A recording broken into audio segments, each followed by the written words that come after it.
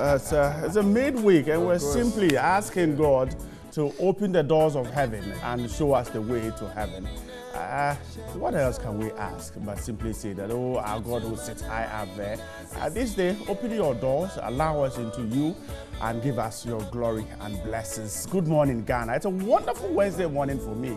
I slept on one side of my bed, but I got up strong and healthy. When I turned, it was empty. Amma was suggesting that she turned and hit something. I don't know what she actually hit, but she can tell us. Amma, good morning. You hit what? The wall or what? Yes, I think I hit the Not wall. pillows? Okay. Not your pillow, not your teddy bear. You know how it says, and we'll go into heaven or we'll go into God. I'm like, okay, we'll go to God. Don't ask for Bright and his expressions. But anyway, good morning, Ghana. Thank you once again for allowing us into your homes. Of course, like Bright said, it promises to be a wonderful Wednesday right here on New Day, right from now till about 9 a.m. when we wrap up for Afro Tales to take over, the lovers of Afro Tales. But of course, today we have a lot in the headlines, and I'm sure you are interested to know what is there. But Johnny is here with us as well. Good morning, Johnny. Of course, good morning. He slept well. Yes, Yes. And when you turn, you hit something. I always sleep well. I have a lot of pillows. Okay, so you hit So your I pillow. hit a pillow. Okay, Yeah. all right. But let me say, It's always good to turn and hit. of course, a big thank you A to wall or a pillow or something. everybody, a human being, right? Everybody out there. Well, I don't know if a human being can. Yesterday was the birthday. A lot of people didn't believe it. I didn't believe it myself at the point. But today is the party day. There has to be that there was a party distinction. There was a party in the news, so you missed. Because I went to Independence Square because you promised to bring jollof there. I when there was waiting. nothing there. You went late. Really? We had to change the venue because, Senior Bright advised that we change the venue, so we had to change it. There was a caucus, but I wasn't informed, so you owe me. No, we put it on the general news page. The point is that George Queenie was there, and it's a full chocolate cake. So I'd like to say thank you to Miss Hannah Eja for that cake. Lovely, sweet cake. I'll show you the cake shortly. All right. We're grateful for your time this morning. Our job is to get you out of your bed and to help you to pick up the pieces you left yesterday and get onto the roads, onto the streets, and get to be productive. And so that's what we're going to do exactly this morning from now till 9 a.m. It's a package that is very exciting. The newspaper is inclusive. There's rant. We also have a few more stuff to share with you this morning. So a wonderful welcome this morning. The crew, the team, everyone is ready for a rollicking journey till 9 a.m. In fact, today on our show, we'll be talking about whether or not Ghana is able to fight corruption. And it's a big conversation that you want to be part of it. We've been making strides, one or two things here. But can we fight corruption? Are we really fighting corruption? Can we? That's what I want to ask the people. You are a lovely viewer out there. Tell us, is Ghana able to fight corruption now, in the not so distant future? Have we fought it before? What do you suggest we do? Send us a message 050235228. Johnny, I'm thinking that it's a joke. We've just been joking throughout. Because, Johnny, let's take a look at this. Right from independence, every government change we have had, we can easily sit here and conclude that we changed governments because of corrupt acts that were perceived or real or whichever way you want to put it. Why was Nkrumah overthrown? The guy said he was so corrupt that even his bed was made of gold. I don't know where that golden bed is. Then the soldiers came in. What happened to them? They were even more corrupt. They were even more corrupt. That's what we hear. Busia came in. The same thing happened to Mr. Rawlings and Mr. Is it what's his name? Achampong, General Achampong. Akufu to Mr. Rawlings to Mr. Kufuor to Prof. Mahama to did I say Prof. Mills? Prof. Mills. Okay. That was also So, Dr. Liman there. Dr. Liman and the rest.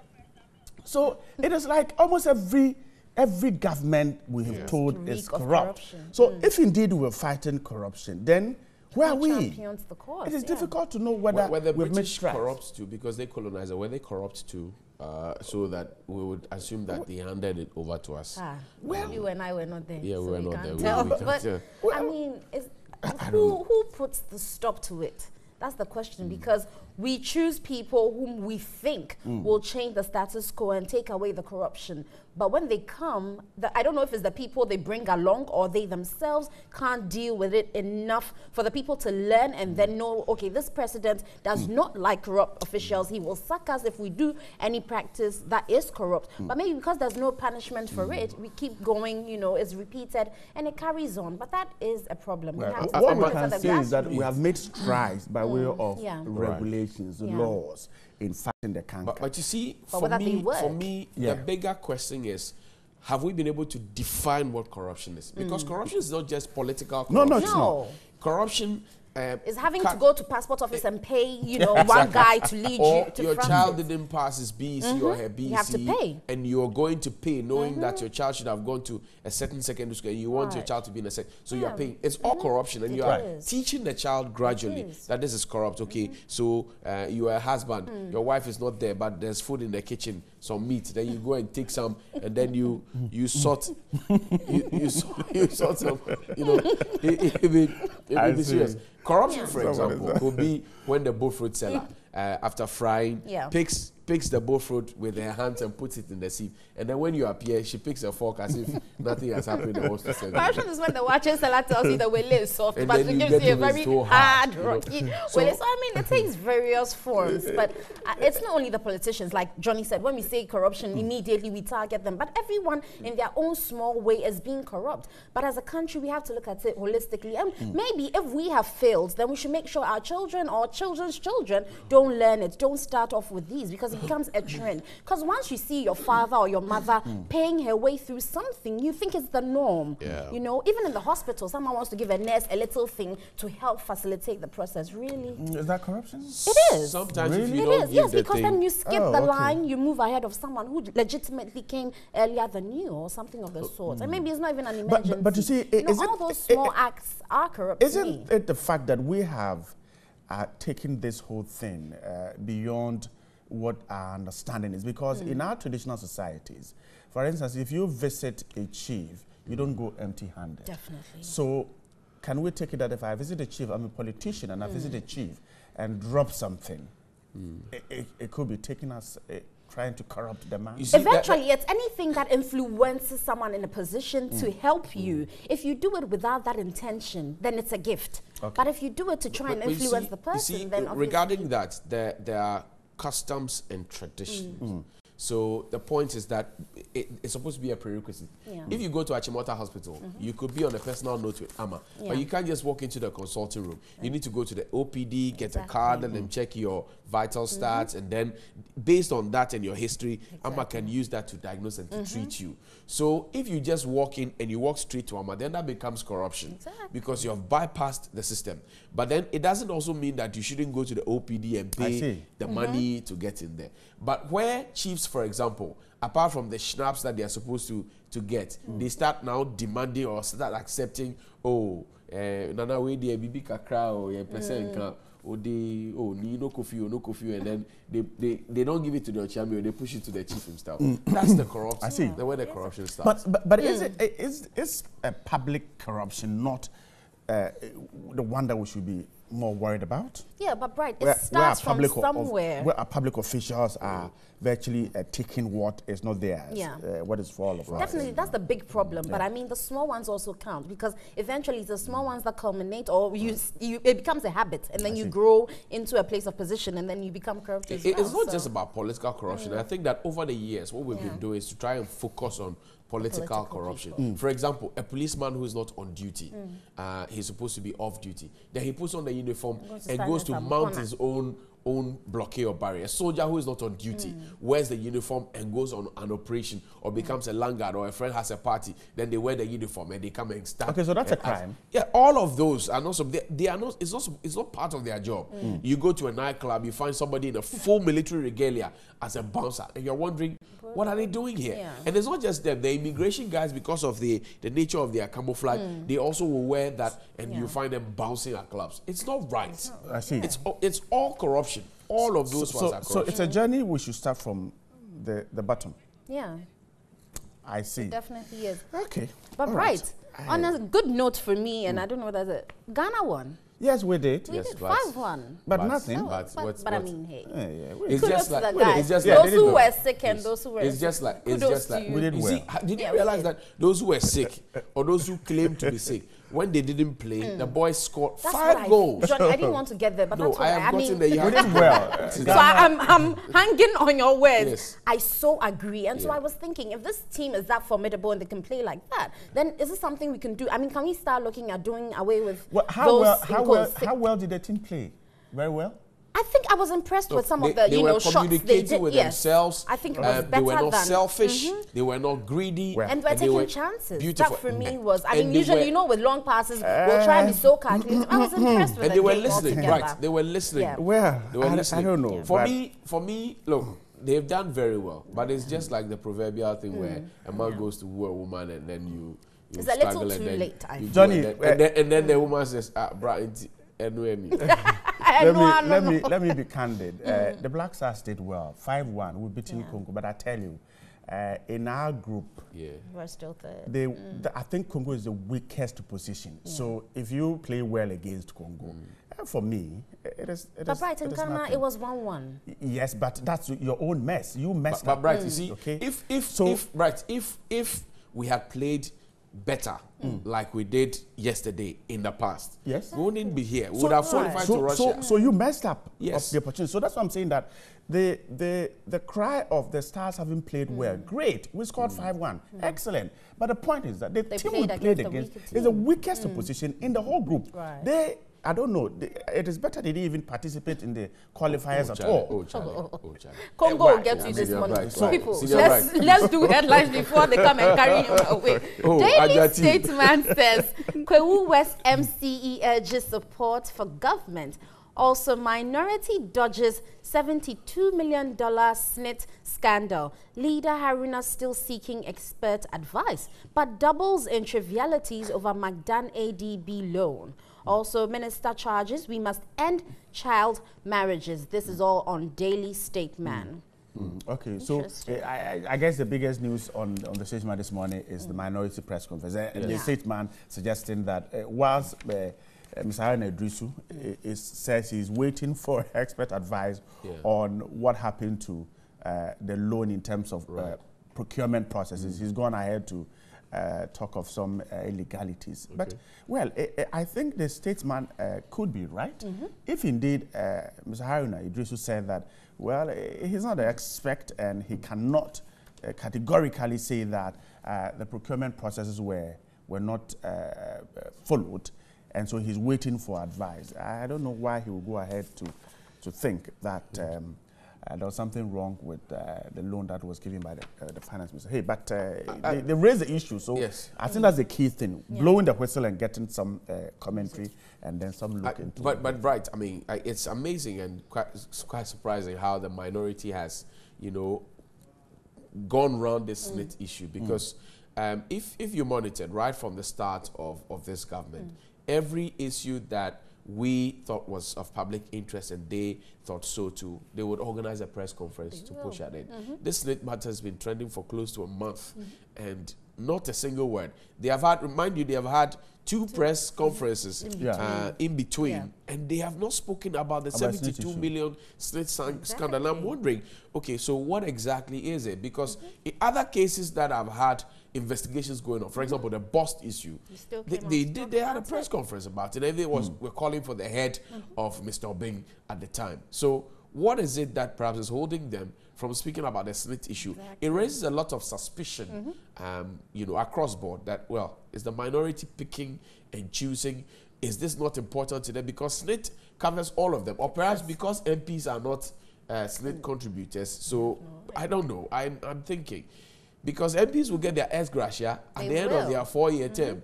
And if they go back to Parliament, they will get another ex gratia and on and on and on. So the point is, this is for workers. It is. Agreeably, some old MPs will complain, and I interviewed some of them. They had press conferences and the rest, that some of their monies have not been paid and plenty things like that. But the 72 I think the senior million, minister was part of that, if yes. I remember. Well, the 72 million dollars yeah. this scandal. Good morning to you, Minority, led by Honorable Asiedu-Dartey, Muntaka as well.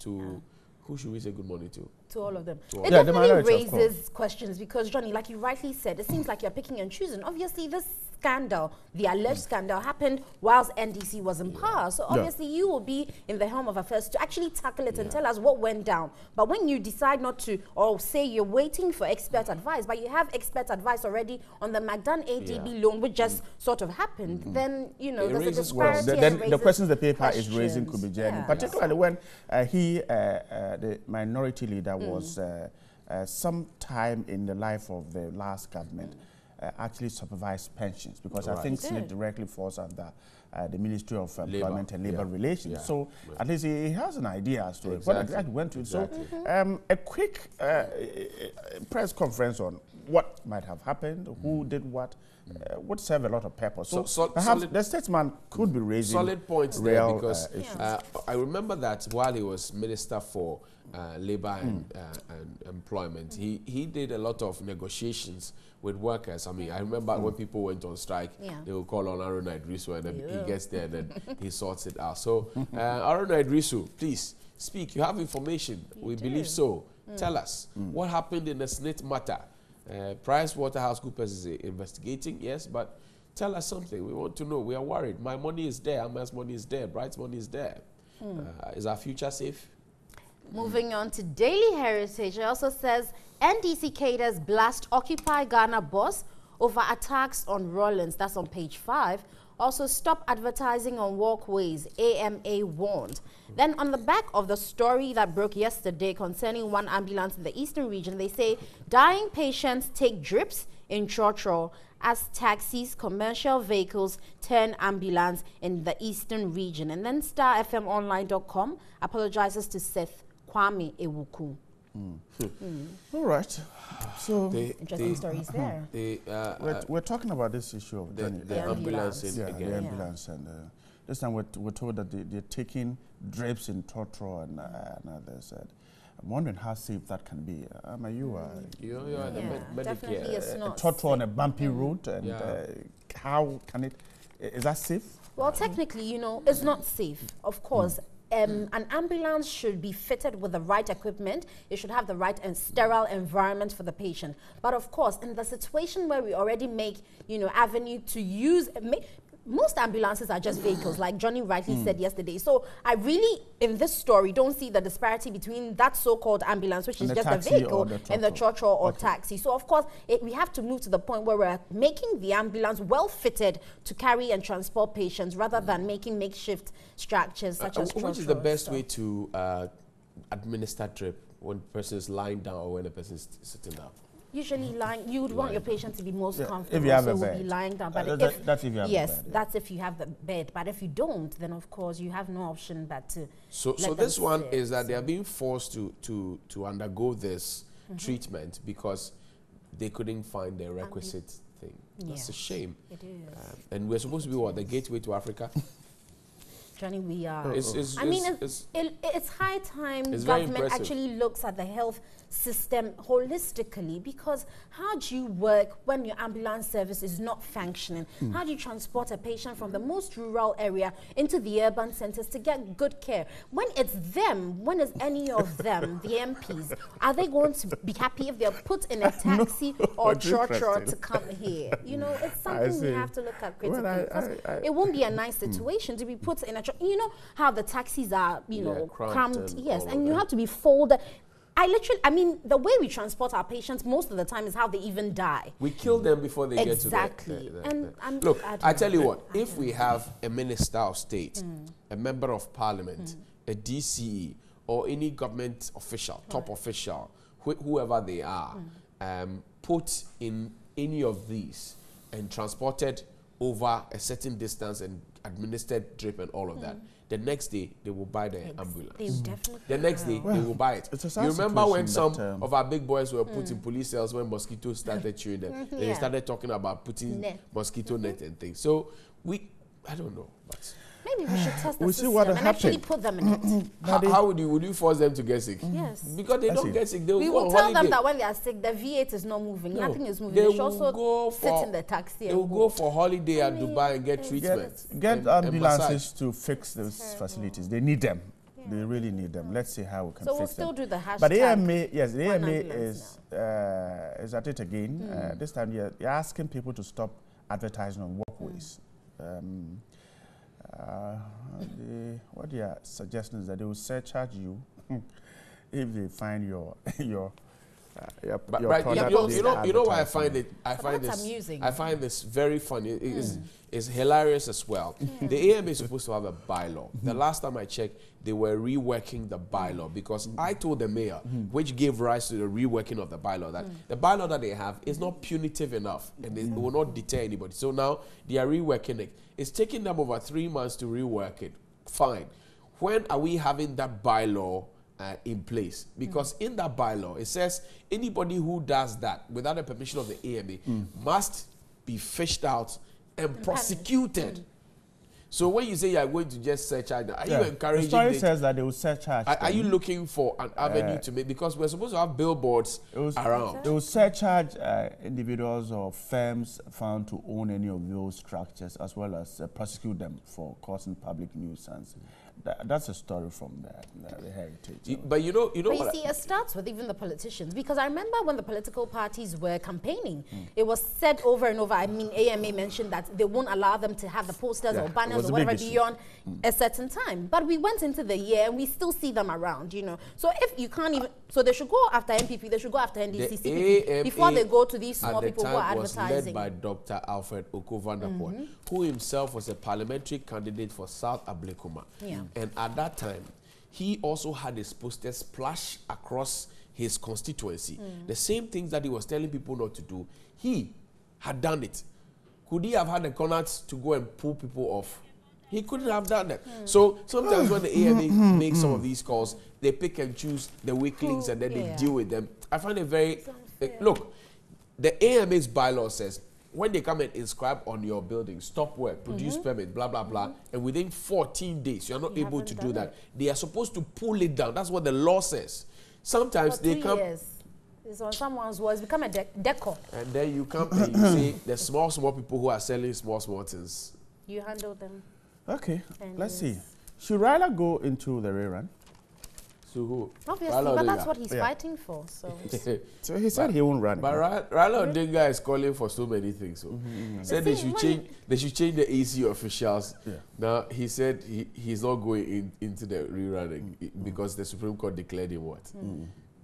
I think every time he sleeps and wakes up, he has a different dream. So we'll wait and see how it pans out. Old, things, Well, what do we have on portal? I don't know. Well, today you don't want to do portal. I know. I think.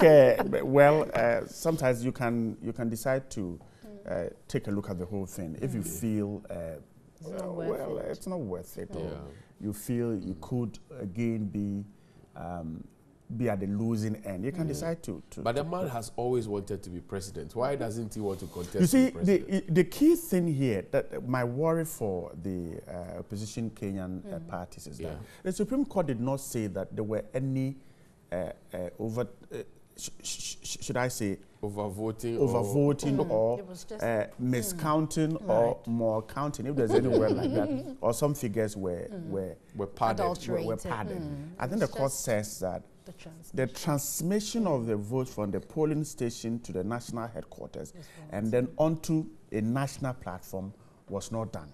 And the court said about 11,000 polling stations, because they didn't have a 3G or a 4G internet connectivity, could not do that. And so that is where perhaps I think Raila is beginning to take another look at. So if that is the case, it means that we could go into a second and still those situations have the will same pertain. figures, the same figures. And it's So now he doesn't want to contest, but he wants to be president. Well, I don't know, maybe. Oh, the country should appoint him. Well, they want to do power sharing. I think Uhuru should kind of find a way to Find a way how. As the stand now, does Kenyatta look like he wants to share Kenya. Ghana has stopped rationing power. The funny thing is that Raila Odinga's father was first vice president. Yeah. And Uhuru Kenyatta's father was first So they are president. sons of Kenya, and so Yes. they should be able to sit down and talk over this. I am thinking that the Kenyan opposition should be able to sit down with government and the two of them talk about Sort these it things, out. and so that we have some way ahead of us. Definitely will enable Okay. the benefits of Kenya. Let's see. It says MPP wants to cripple Mohammed's family. Aquinas Kwanzaa says so, former Central Regional. The government has said Minister. several times Yes. that is not That what is it not is what they doing. want It is to just making sure that people adhere to what the law says. Simple as that. That's a man of the moment. Party hits hat trick in Black Stars 5-1 away win. And yesterday somebody finally said, Kwesi Appiah must stay. He's done well. We'll pay him $5,000 for a winning bonus. That's it. Let's move on. Let's move on. Okay. But right, if we get $5,000 for every successful delivery of NewDay, It will not be bad. yeah, it will not be bad at all. We'll be, yeah. So, maybe. Stop dreaming, wake up, guys. MG is Yeah. you're watching us. It will not be $5,000. bad at all. You even say CDs. This is you said we this shouldn't is quote this in is dollars 90 now. minutes. Yes. And we do the same. 3 hours. Yes. Uh, We are No, it's even more. Add up. So let's make it 7.5. Yeah. Look at you, No, please. let's say 5,000. Okay, so it's 5,000. 5,000, please. Is that agreed? I don't know if MG is watching. No, they are watching. Yes. Yeah. So 5,000. Nanado appoints Eno Oforiatta, acting deputy managing director of SIC FSL. Okay, so there you have it there. Some more appointments. Yes, Oforiatta Okay, sounds very familiar. Anyway, sad 6-week-old baby dies because mom couldn't afford. This breaks my heart. 10 Ghana cedis folder. Oh, really? 10 Ghana Where cedi exactly folder. did that And happen? let's- You see, it brings you to sharp because what happens at our various health facilities where, for instance, somebody who is injured is asked to make a folder or pay some money before he or she is attended to. I guess it's the same thing that happened there. The lady had to pay some 5 cedis to pick a folder.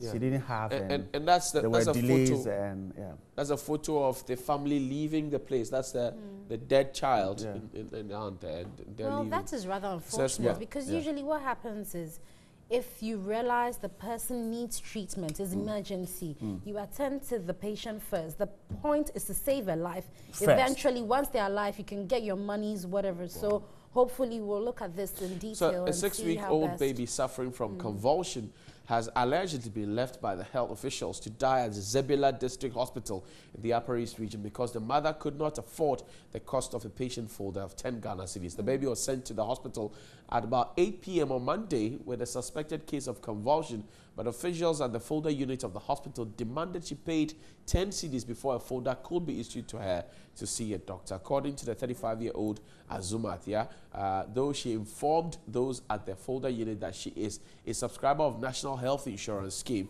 they told her NHIS does not cover the cost of patient folder. Narrating her ordeal to Rabiu Tanko Mohammed, who's our correspondent up there Tuesday. She said the officials at the unit insisted she paid the 10 Ghana, but unfortunately, she had only 5 Ghana on her at the time. And Ms.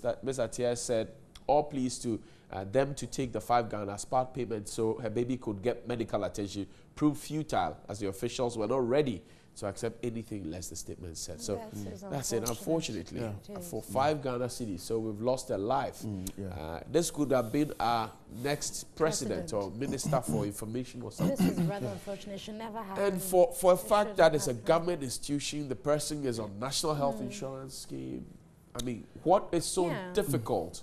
Because usually, for what we know, National Health Insurance covers your consultation once you have it. Which includes I'm a not folder? Yes. So I really don't know what went down there. Maybe a lot more The, investigations. the Has to Minister go for on. Health needs to investigate into Yeah. this one. And look, people must be brought to book for all the bad things that they do. This is bad. This is barbaric. Do we know what happened to the lady from Kumasi who's The baby, Suweba? No, we don't know. We don't remember what happened. So you forget the investigations. I should forget about it then. because it won't happen, technically. No, but even if it happens and you don't get to know what has happened to the issue. Yeah. I mean, but Okay. On that sad note, we'll take a break. We'll be back. Stay here with us. it go on be for NewDay. Ghana. It go be. It go be It is- so It is well. We'll be back.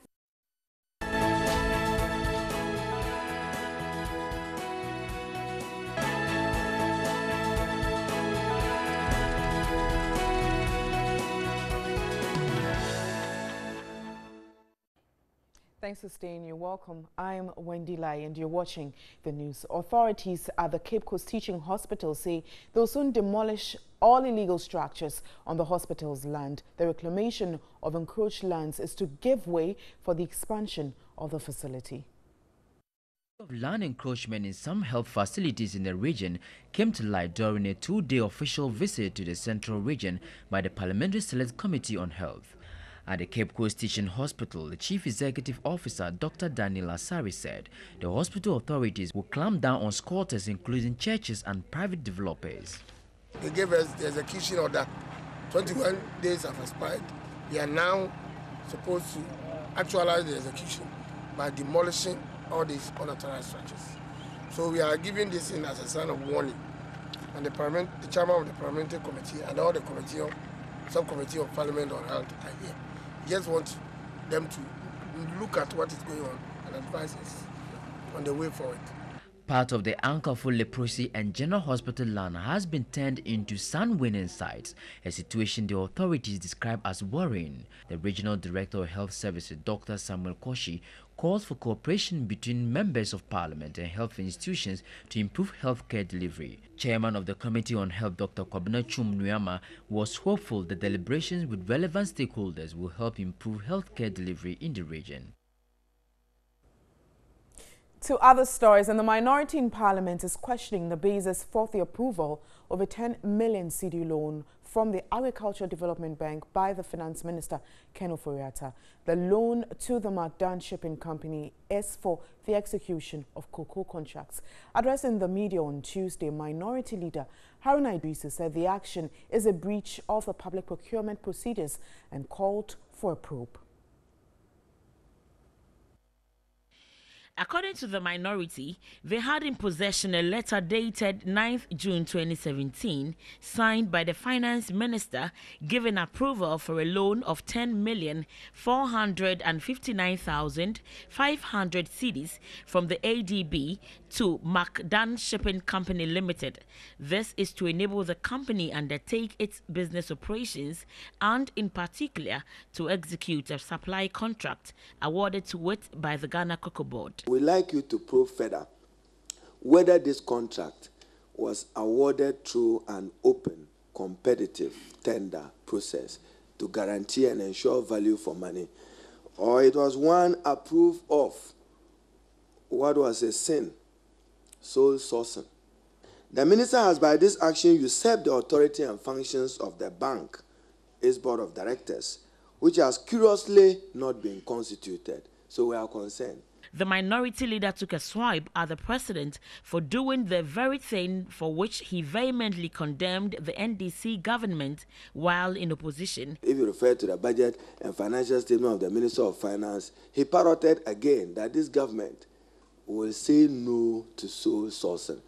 I would paraphrase and use his exact words when he declared sole sourcing a sin, even though lawful under the laws of Ghana, but to be used rarely and sparingly to ensure value for money for the people of the country and to protect the public interest. The minority again chastised the government for replacing public servants with his friends and cronies. When the NDC inherited political power in 2005, we worked with persons whose background were known as practicing, loyal, New Patriotic Party supporters. We did not deny them bread on the altar of a change of political power. That seemed to be the case. And the people of this country must be concerned about the intrusion of the civil and public service, and it's undermined by political partisan consideration rather than merit.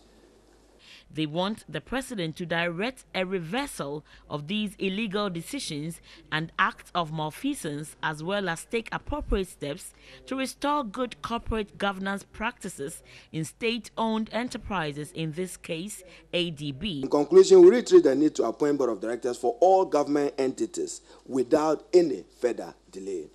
financial institutions, councils of universities, including the technical universities, board of directors of all institutions, so that we can hold them accountable and responsible to policy decisions that the institutions are taking. The minority warned they would not acknowledge any expenditure of any public institution that does not have a board when brought before Parliament. Now, reacting to the minorities' allegations, Finance Minister Ken Ofori-Atta said the Credit Committee of ADB is the right institution to address their concerns. Well, that would be the purview of the Credit Committee of the bank, and so I think that's where the question should be forwarded to. I mean, I think with banking transactions, the Credit Committee goes through and then makes their recommendation. We now head to the Ashanti region, where the counsel for the 13 Delta Force members, Frederick Kankambwedu, has threatened to seek legal action if the case continues to be adjourned. The case involving the 13 has once again been adjourned to October 10. Here's a report by Ibrahim Abubakar. This is the 6th time the KMA Circuit Court has adjourned the case of the Delta Force. The prosecutor ACP Asiedu-Dartey informed court that investigations have been concluded, but the Attorney General is yet to send the docket back to them. He prayed the court adjourns the case to October 10.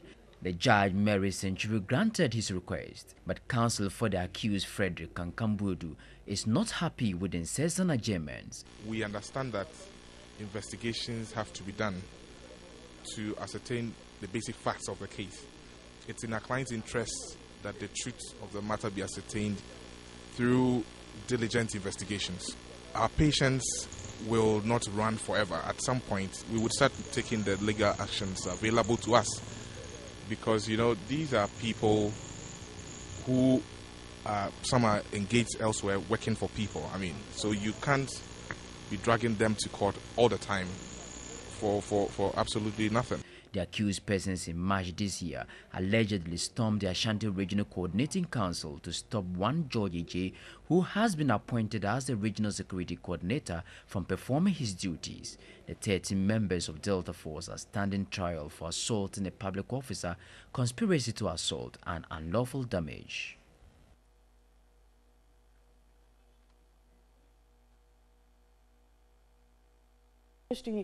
Of local government to demand their financial clearance. The disgruntled graduates say they completed their education 5 years ago. Numbering 367 nationwide, they presented their list to the local government ministry for postings. As part of the postings, the ministry was to secure financial clearance from the finance ministry. However, almost 8 months now, the clearance has not been approved, and this is the cause of their anger. They insist until they receive the clearance, they will not rescind their decision to pick it at the ministry. Next one is last one to be 3 years or 2 years before they posted them. Even the time that they want to post with the environmental, not even all, some are still left out. And you see the trauma that we will be passing through if you are in the half of 5 good years and you are bonded. The Chief Director at the Ministry of Local Government and Rural Development, Kwame Dondio, pleaded for more time with aggrieved graduates. But the graduates turned down the request, which angered the Chief Director. You hear that they posted some allied health professionals, and we also part of it. But when we come here, when we come, they say we are under local government. Let me caution, we are not in the marketplace, and we mean serious business. If you don't have elders in your houses, we have people with respect here. All these people, they should have been in their offices, working. We are here to deal with a serious problem. The ministry indicated that since 2012, it has cleared all outstanding graduates for employment. We received a letter dated 10th August 2017 from Whole School of Hygiene to recruit 100 of their graduates. We immediately wrote a letter dated 10th August 2017 to Ministry of Finance seeking financial clearance. Currently, The aggrieved graduates have agreed to await for additional months for financial clearance. And that's all for me this morning. Good morning, Johnny. Good morning. I'm it's the day after bride the who birthday. seems to be very serious. Happy belated birthday to you, Thank Johnny. you. I know you had a blast. Thank you. There's a cake behind you. Yes, I'll talk about the cake. I'll talk about the chief director. So what was the left hand who was pointing at the people and speaking to people like that? I see. Is it father and child relationship or what? Sometimes when people get into position of authority, they forget that we pay them. Why was he putting his left hand there? What is all that? I still agree. I was not amused when I saw disrespectful. That report. I thought it was very disrespectful. Elders, look, this is a whole group who are agitating for what is rightfully theirs. And you asked the question, Johnny, just because in unison they decided to respond doesn't make it any. I mean, I don't think you are being rude. They are upset and they are addressing an issue, but for you to be charging down at them and telling them, and I think that he had perhaps the audacity because he had policemen who were behind him and all of that. I don't get it. They should also watch the way they are people appointed deputy ministers overnight, and then they start speaking to people anyhow because they have small power. Small power. Anyway. Why? Now can we talk about your birthday cake? You're spoiling your after birthday. So this is it. Before you continue, okay, you finish. This is a full chocolate cake. Yesterday, Harriet ate some. It was very nice. I mean, so it has strawberry and cherries, and everything. Those are grapes. Okay. It's grapes and strawberry. Yes. Yeah, my name there. Solid. And this was the jollof I had yesterday. Yummy. Yeah, this is it. My sister cooked it for me. We served it at the Independence Square, but most of you don't. Hey, so. That's interesting. But when do you remember these things? Wendy's a good girl. Nobody has an like corner love under the tree kind of love. Okay, I'd also want to say a very good morning to Reverend Bete. Oh, that's a PR of Ghana Education Service. Yes. Have a good morning, sir. Oh, why are you greeting him? Usually when we greet people, there's a reason. I know. It's not your reason. All right. Okay. Remember, it's a good morning to you. Yes, enjoy. And to everybody who wished me yesterday, thank you. Facebook has been awash with a lot of comments. I'm grateful. Thank you very much. Right. Ranting. So we're ranting. Corruption. Right? Can we ever stop it? When people talk to people with left hand in public, government official, on TV, it's cause for concern. If you're an elder, but yet you are serving in government position, you must know that people will come to you, go to people. You don't do that. We don't do that. I'm surprised he was rather asking if they have elderly people. Yes. But would he talk to his own children like that? I wonder. Exactly. I wonder. Look, the fact that you are an elder and you have grey on your head doesn't mean you should take everybody for granted. And I get that all the time, that people who think that perhaps they have aged a little, they take advantage of that. Look, respect is reciprocal. Exactly. When you give me, I'll give you. Exactly. If you don't give me, I won't give you. It's that simple. So let's not push the people the thing is to obey your parents in the Lord. What would the Lord say? All right, let's talk about corruption now. That's our mini rants, but let's hit Accra and hear what they also have to say about corruption. Can we ever stop corruption? That's what we're asking. Are we committed to the fight? I don't know. Me, I don't believe it. But George is out there with the folks ranting. Enjoy.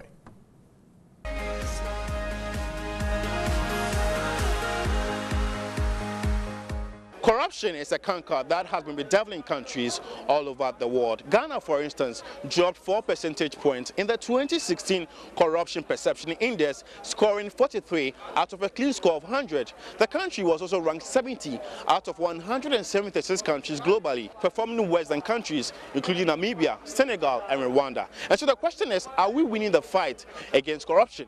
This is Daily Rant. Let's keep talking. No, I think corruption cannot be eradicated. It can be minimized rather. Because even if you want to do something the legal way, you still have to find your way through, work your way through. For example, if you want a meter from ECG, you don't want to steal the light, in quotes, as in you don't want to tap from a neighbor and then use it for free. You have to go to ECG. And the time they will delay you for the meter, you just have to pay. But even some of the workers, they understand, sir. I can, meander ways for you and then make things short for you. They understand. Even our national service, if you want to change reposting, my brother had to pay 500 cedis just to be reposted. He didn't do a course that he was given for the service, and then he had to pay. to get it. I studied, probably I studied accounting, and you're giving me something in medicine. You want me to work in a hospital? You want me to kill people or what? Well, I think corruption can be eradicated to the lowest ground, zero, if I should put it. Why am I saying this? It is with only one condition. The solution is this. When we stop money politics, where our leaders, when it's time for election, the political games of giving money to people to vote for me, when we start buying gifts just to win the vote of the people, if only Ghana could eradicate that, we take that thing out of our system. We just allow leaders to come and then tell us what they are going to do. They should be elected free and fair, not with gifts, not with promising to give me visa or promising to give me work or promising to give me this or that.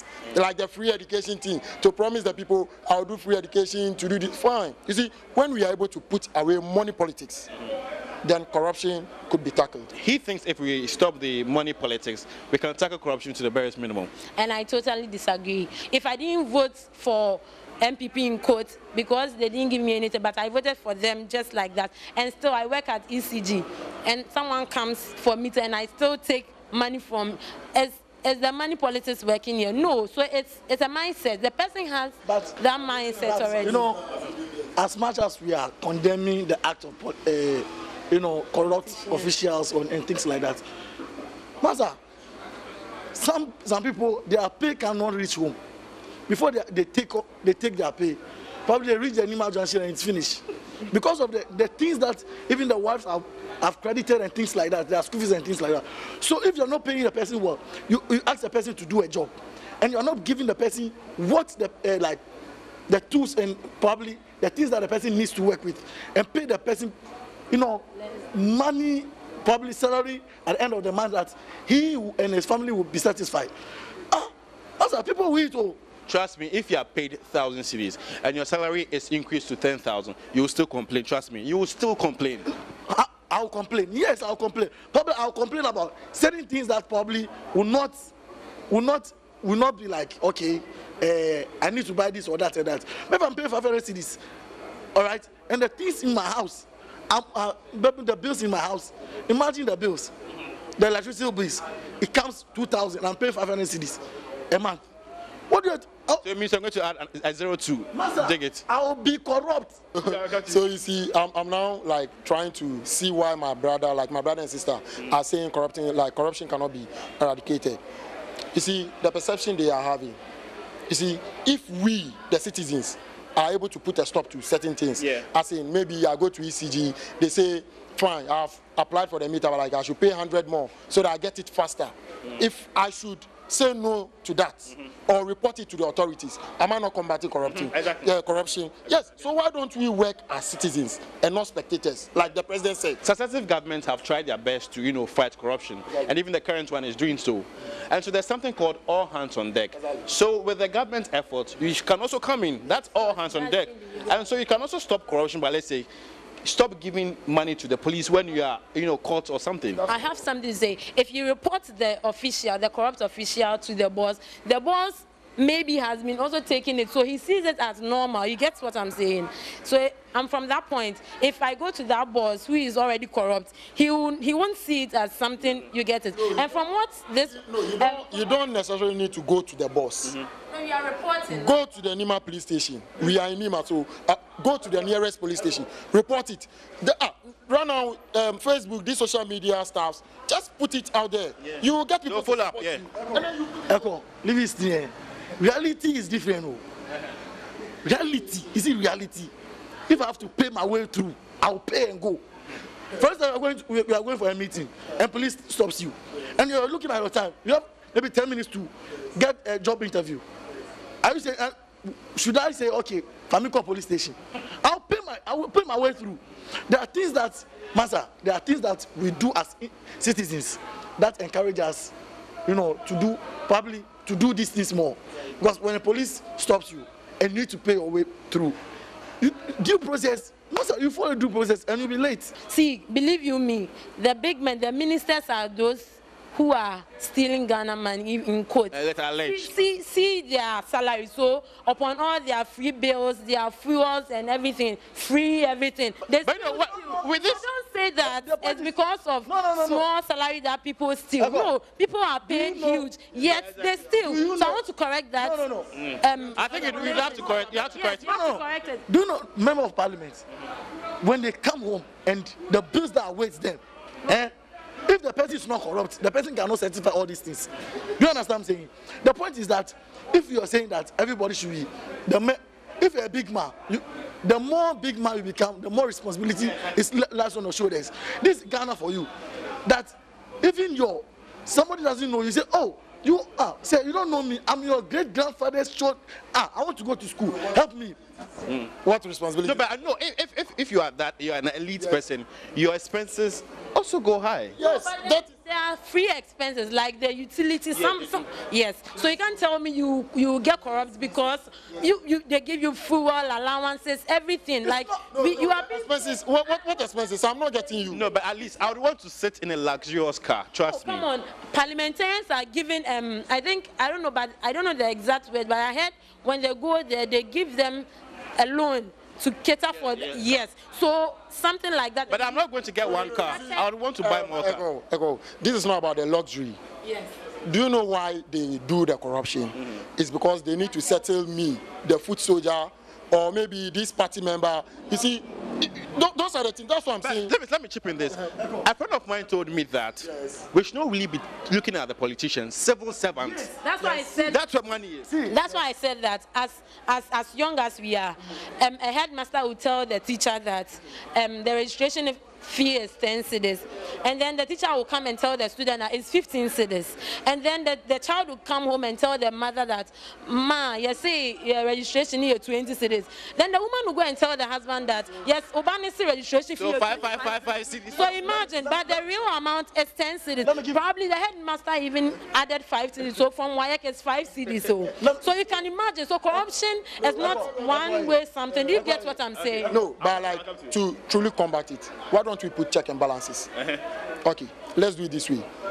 But haven't you been doing that? Let's go in a different dimension now.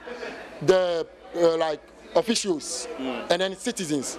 You see, there should be citizens elected to watch whatever expenses government are making.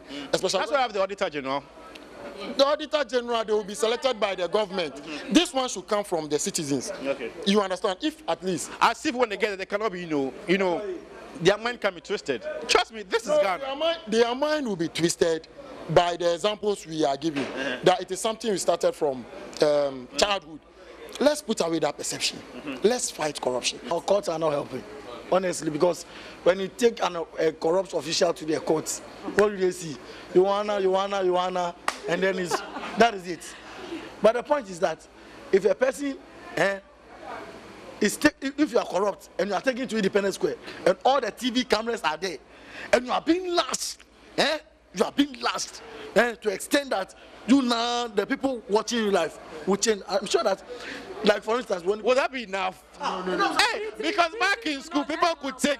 Okay, I'm saying that you see Indonesia and the other Asian countries, they've set the pace. They've set, examples that we as Africans can learn from. Last year, for instance, the corruption perception index, we dropped 4 percentage points, and even we're ranked 70 out of 176 countries globally. And we performed worse than Rwanda and Namibia and even Senegal. And I'm like, we're not winning the fight in any way. As for the fight today, Master, unless we wear ammo, we hold guns before you can win the fight against corruption. Obviously, corruption is something the public frowns on, and for them, it's a canker that drains the country's fortunes. This is the discussion we had today. Let's know what you think about this. Log on to our social media platforms. On Facebook, it's News on TV3, and on Twitter, it's News TV3. Just be on the lookout. I might come to your community, so we sit and talk to issues like we just done. Thanks for watching.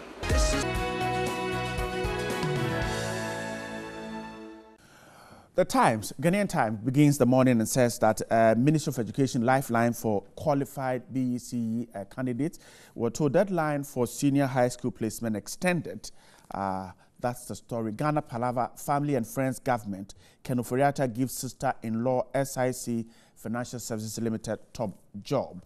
The finder says government hot over $279.4 million contract. And that's on the finder. The statesman says, the statesman says minority dodges $72 million scandal. Leader Harun Idrisu still seeking expert advice, but dabbles in trivialities over Magdan ADB loan. Daily Graphic says free senior high school admission blues. We're told that parents storm education ministry, and the minority story on the Magdan shipping is also captured by the Daily Graphic. The Heritage says dying patient take drips in Trotro as taxes. That's what is happening there in some parts of the eastern region. Those are some of the papers I have with me. My guest this morning, a member of parliament for the Lejokuku constituency, a member of the NPP, Dr. Okuboy, is with me. Doc, good morning once again. Good morning, and I hope you are doing well. Yes, okay, of course. And of course, I have Dr. Maria Zakaria, also a member of the NDC's communication team. Good morning, too. Good morning. Hope you are doing good. Very well, sir. Thanks for your time with us this morning. Let's start with this one. The minorities issue on the ADB loan. Daily Graphic has a story on page 16. Other newspapers have it too. The story says from the Daily Graphic that the minority in Parliament has accused the Minister of Finance of getting approval to the Agric Development Bank to disburse a credit facility of 10.45 million cedis to Magdan Shipping Company Limited. And they say that that is in breach of the requirement for the board of directors of the bank to give that approval. It said the facility was to enable the company to undertake its business operations and in particular execute its supply contract awarded to it by the Ghana Cocoa Board. The minority is raising concerns, procurement breaches. It said that the contract that the Cocoa Board awarded to Magdan Shipping Company Limited seemed to have violated the procurement law, adding that if the contract was given using the sole sourcing procurement process, the law requires approval to be sought from the Public Procurement Authority. However, he said as of now, the PPA had no board and wondered who had granted approval for the use of the sole sourcing process to the Cocoa Board. Mr. Idrisu said if the contract was awarded through a competitive tendering procurement process, it was supposed to go through the Central Tender Review Board. However, he said as of the time the contract was awarded, the Central Tender Review Board was not in place. And he concluded it seems clear that whatever process was used in awarding the contract could not have been in line with the procurement laws of the nation. That's the story on the Daily Graphic. They raising another issue of conflict of interest. But let's start with the issue of the procurement process. Dr. Okuboy, so is the minority's concerns about procurement processes being breached, can we say that they are alerting what we have all agreed to guard against, sole sourcing contract? I think it would be appropriate. They made the case. But they have already made the case yesterday. But so I want you to, because they have already made the case. I mean, this is the story that broke yesterday. The minority has made the case. So I am only asking you that perhaps are they alerting all of us about what we have decided to guard against? On a normal day, I don't have a problem starting with. So you don't have a comment? No, I have. If you don't, so but it is appropriate that the one who made the case is here.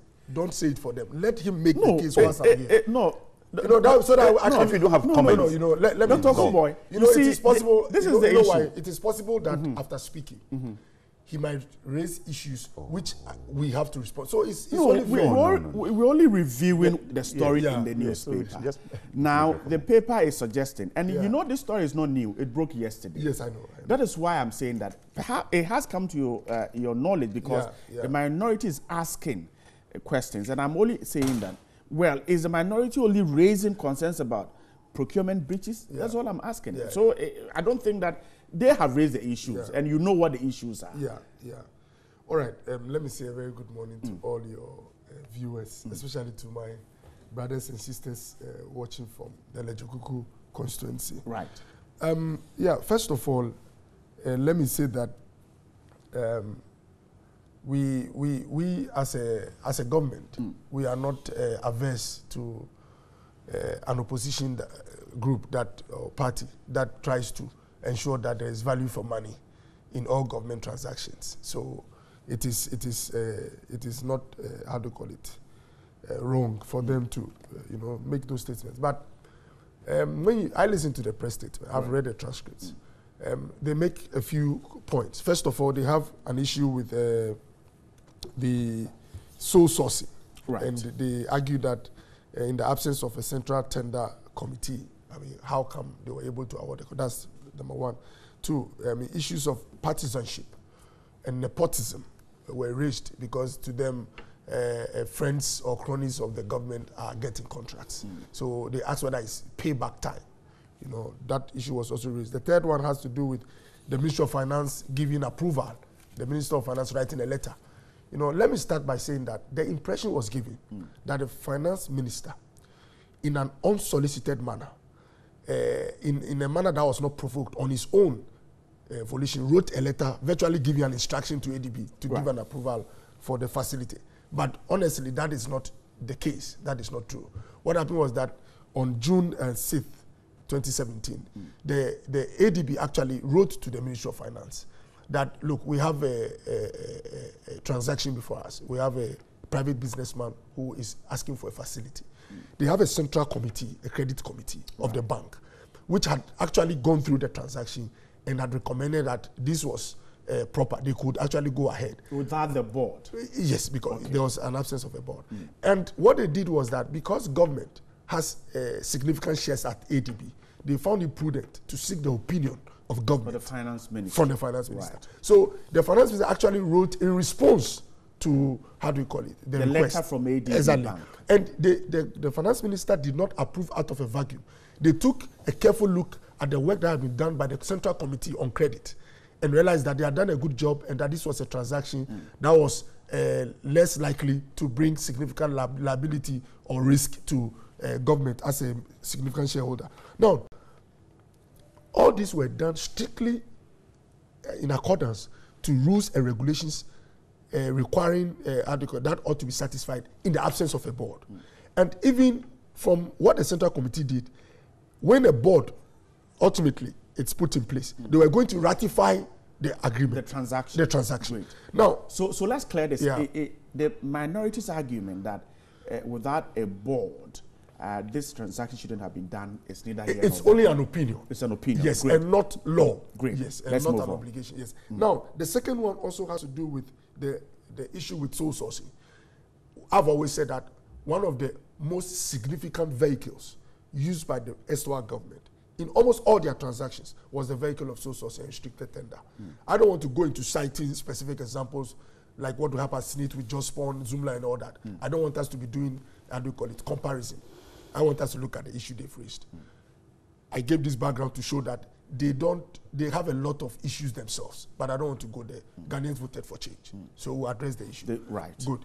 My issue is that it's true, when you look at the Procurement Act, there are windows that allow you to do a sole sourcing. That was the argument all the time. What we have to do is to look strictly at the contract that is in question.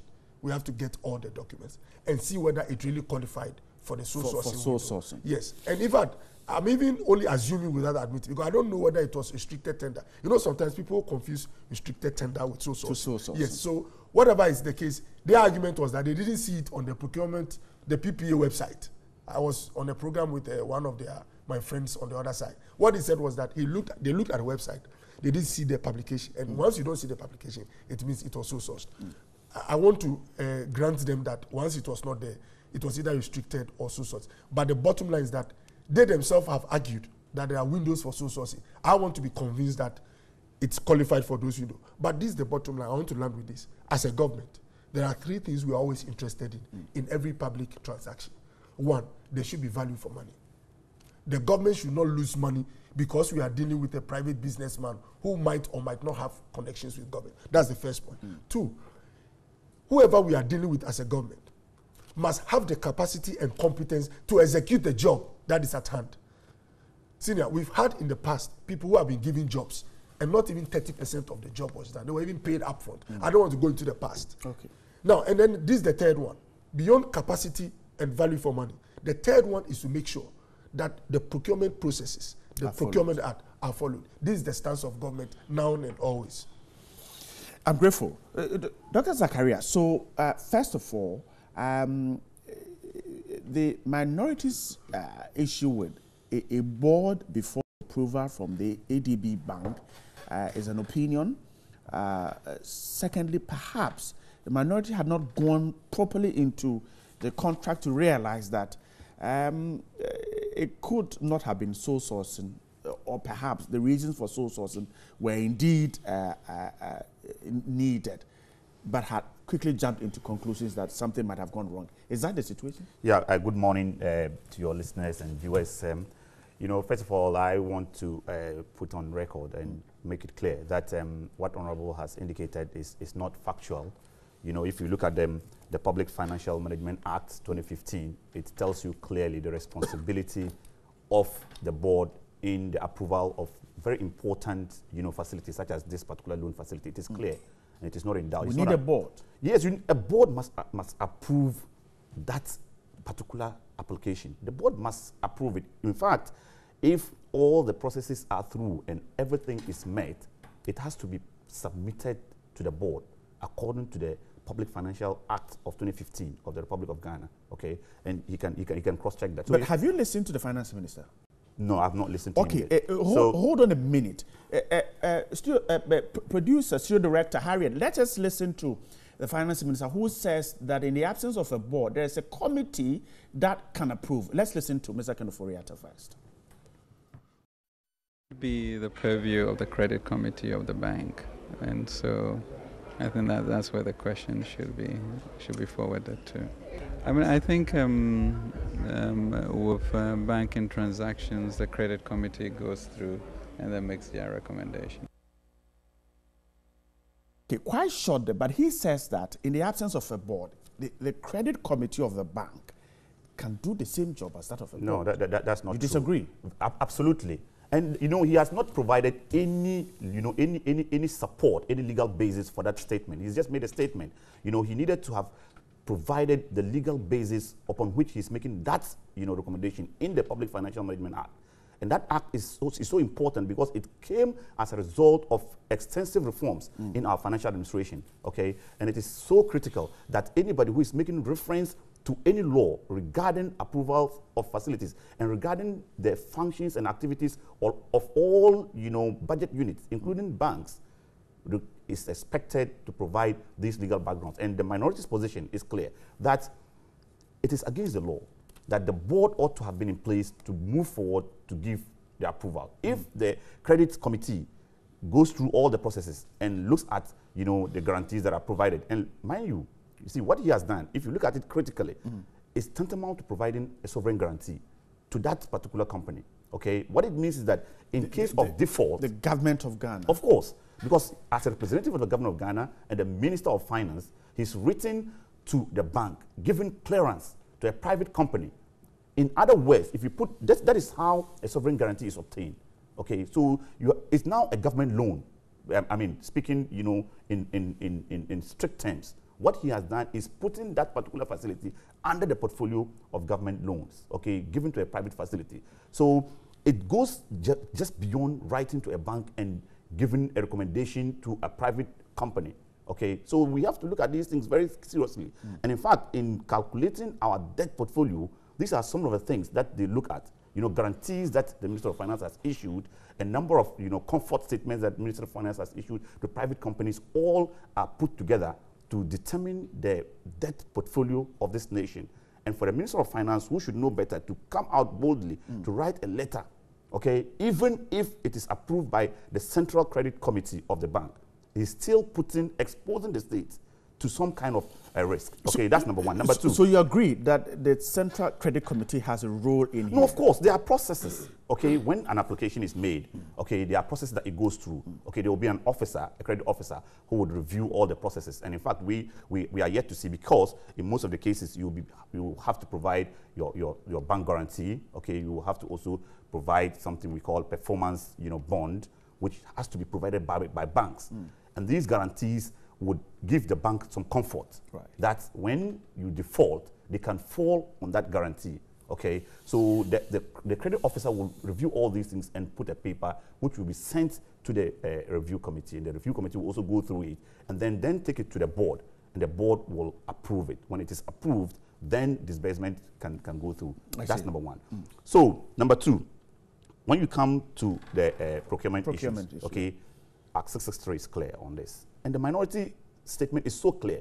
They have put two scenarios. Okay, each of those scenarios, if they went with sole sourcing or restricted tendering, they needed to have obtained approval from the Public Procurement Authority in accordance with Act 663. Okay, whether restricted tendering or sole sourcing, approval was needed at the time from the PPA. From the PPA, at the time that they got this facility, there was no board in place for PPA, so there was no way that a board of PPA could have approved such a transaction.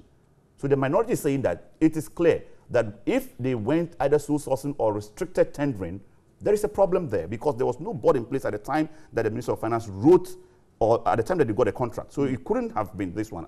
Even if it is, it means it was against that law. The board must approve this. Exactly. The PPA board. Exactly. That is but one. It is not in place. It's not in place. Okay. So clearly it doesn't. And then secondly, if it is competitive that it went, it must have been approved by the Central Tender Review Committee, again in accordance with Act 663. And at the time also that they got this contract, the Central Review Committee was not in place. Okay, so in any way that you look at it, there was some wrongdoing. You cannot explain it out. Whether restricted sole sourcing, competitive tendering, there was a problem with that particular award. Okay, and the minority is raising these things proactively. Okay, drawing attention to some of these things that are happening. And the minority has catalogued a number of things, okay, to indicate that the finance minister has consistently proven to have interest in private, businesses, okay? And it is putting him in a very difficult situation. And it is raising some serious concerns for Ghanaians. A number of things that he's done that a lot of people have been concerned about, okay? And we are consistently been referring to these activities first. You see, when he came first, he spoke, whilst in opposition, against domestic borrowing. Okay, when he came, the first thing he did was to issue instruments to borrow from the domestic market. And you know what? At that time, there was this second tier arrangement where they put monies, the pension funds to private companies to also keep those monies to invest. And his company is one of the data bank is one of the of such facilities that receive these monies. Okay, when they receive these monies, they look for avenues and places to invest these monies. Okay, so when you immediately come in and you say that you are going to borrow from those markets, then you provide an opportunity for those monies with your company to be borrowed back to the state, and then interest is paid to your company. It is a conflict of interest position. That issue was noted. He went further with this 2.5 billion with all its related, conflict of interest matters involving a company that he's a board of director, which has its chairman as a board of director of a company that almost took everything of that bond. We're yet to see anything from the investigations that... yes. So, it has been consistent and people are getting worried. And this particular issue of this Magdan company, okay, this was a company that was involved in the importation of some persons who came into the country to train some people, in some kind of tactics that we describe as mercenaries. And it raised a lot of concerns at the time. And people were saying, how can a private company be involved in the importation of security persons to train, people to go against the laws of the country? And just when the finance minister, under a government that brought these people in through this company, then they award a contract without following due process. And then they didn't just stop there. A company that is what it sought, they award you a contract of this nature. You don't have the capacity to raise funds. You don't have the capacity to even convince a bank to get a loan. You need to even go back to the same government that gave you the contract to then write you off, more or less give you a sovereign guarantee, okay, to take money on behalf of the state. And if you misuse the money, the loan becomes the burden of the state, per the letter that the Minister of Finance has. I see. All right. Okay. So these are these are issues that that ought to be taken seriously by Ghanaians. And I'm saying that the president in his plagiarized speech made it clear that Ghanaians ought to be just move beyond being spectators and be active citizens. This is time that Ghanaians need to take serious interest in the activities of this country, and people should immediately take this matter to court. Okay, Ghanaians should take this matter to court and expect the court to take appropriate decisions as far as these actions are concerned. Otherwise, we are exposing this country to serious I come back to you because issues. At that press conference, some issues were raised about the minorities' refusal to react to the SNIT issue. But let me quickly get Dr. Koboy to deal with the issues you raised. So first, Doc, he's suggesting that what the Finance Ministry has done is a kind of a sovereign guarantee from government. Again, he says it is not an opinion about the board not to be in place. The board should be there. And so these are issues that you can quickly react. Let me clearly say that, like I said, most of the things they've mentioned are more or less opinions rather than facts. First of all, the Ministry of Finance and the bank, they've insisted that they followed all the procedures that ought to be followed in the absence of a board. That is number one. So they must be specific to tell us which section of the Banking Act or any law that the bank has breached. And not only stop there. Even if they quote a section, it remains an opinion until that opinion has been upheld by a court before we can say that that is factual. Two, you know what? The Finance Ministry, let me explain this loan, the sovereign guarantee. Right. When Ghana Water Company Limited wants to get a loan, a facility from a bank here or outside, and because they don't, maybe they might not get the credit, the one giving the credit, wants some collateral. Government can write a letter of credit or to show that in case there's default, I'll take government it. But in this case, it's totally different. This is what is happening. How different is Good, this is what is happening. Government is a significant shareholder in ADB. I think the shares is about 33.something%. Now, the remaining 68, or let's say close to 70, it's other private individuals, most of them Ghanaians.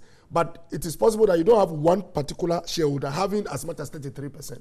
So what happened was that government, as the custodian of our shares, that's the Finance Ministry, their opinion was what sought. What is happening is that should this gentleman default, or if there's any risk that leads to a liability, we also, as a country, will share in that liability. When ADB makes profits, government gets dividends. I don't know whether, when ADB, because of our shares in ADB, if they make profits, we share in the profit. If ADB makes, let's say, 100 Ghana cedis in the whole year, government is going to get a part of 100 Ghana cedis. What it means that when ADB makes a loss, we also share in it. Exactly. So it's a sovereign guarantee. No, you don't get. It's you not? see, no, it's not. If this goes bad, assuming that the risk is too significant and it goes bad, it will lead to the liability on the books of the bank, the ADB as a bank. And remember, ADB is a corporate entity listed publicly. They only sought the opinion of government because it's a significant shareholder. That's where it ends. I see. But it has nothing to do with collateral. And you see, in most cases. So if we make losses, government of Ghana will share in dealing with it. If we make profit, we also share in dealing with it. You see, and that is why that is why the bank has insisted that the Finance Ministry did not so motor on their own volition, write to them that give it to him. They followed their processes as a bank internally, and they've come to a conclusion, the credit committee, that the facility is worth giving out.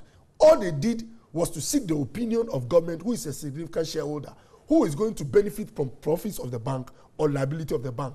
And so that's exactly what happened. I see. Doc, you wanted to come in quickly. Yeah, what he's saying is flawed because according to the same act that established this facility, there are processes, established processes, through which you seek opinion or you take concerns of shareholders through the annual general meetings or special meetings that can be organized. Okay, so in the bank's programs and activities, there's on the calendar annual general meeting of all shareholders, where the opinions of shareholders will be sought.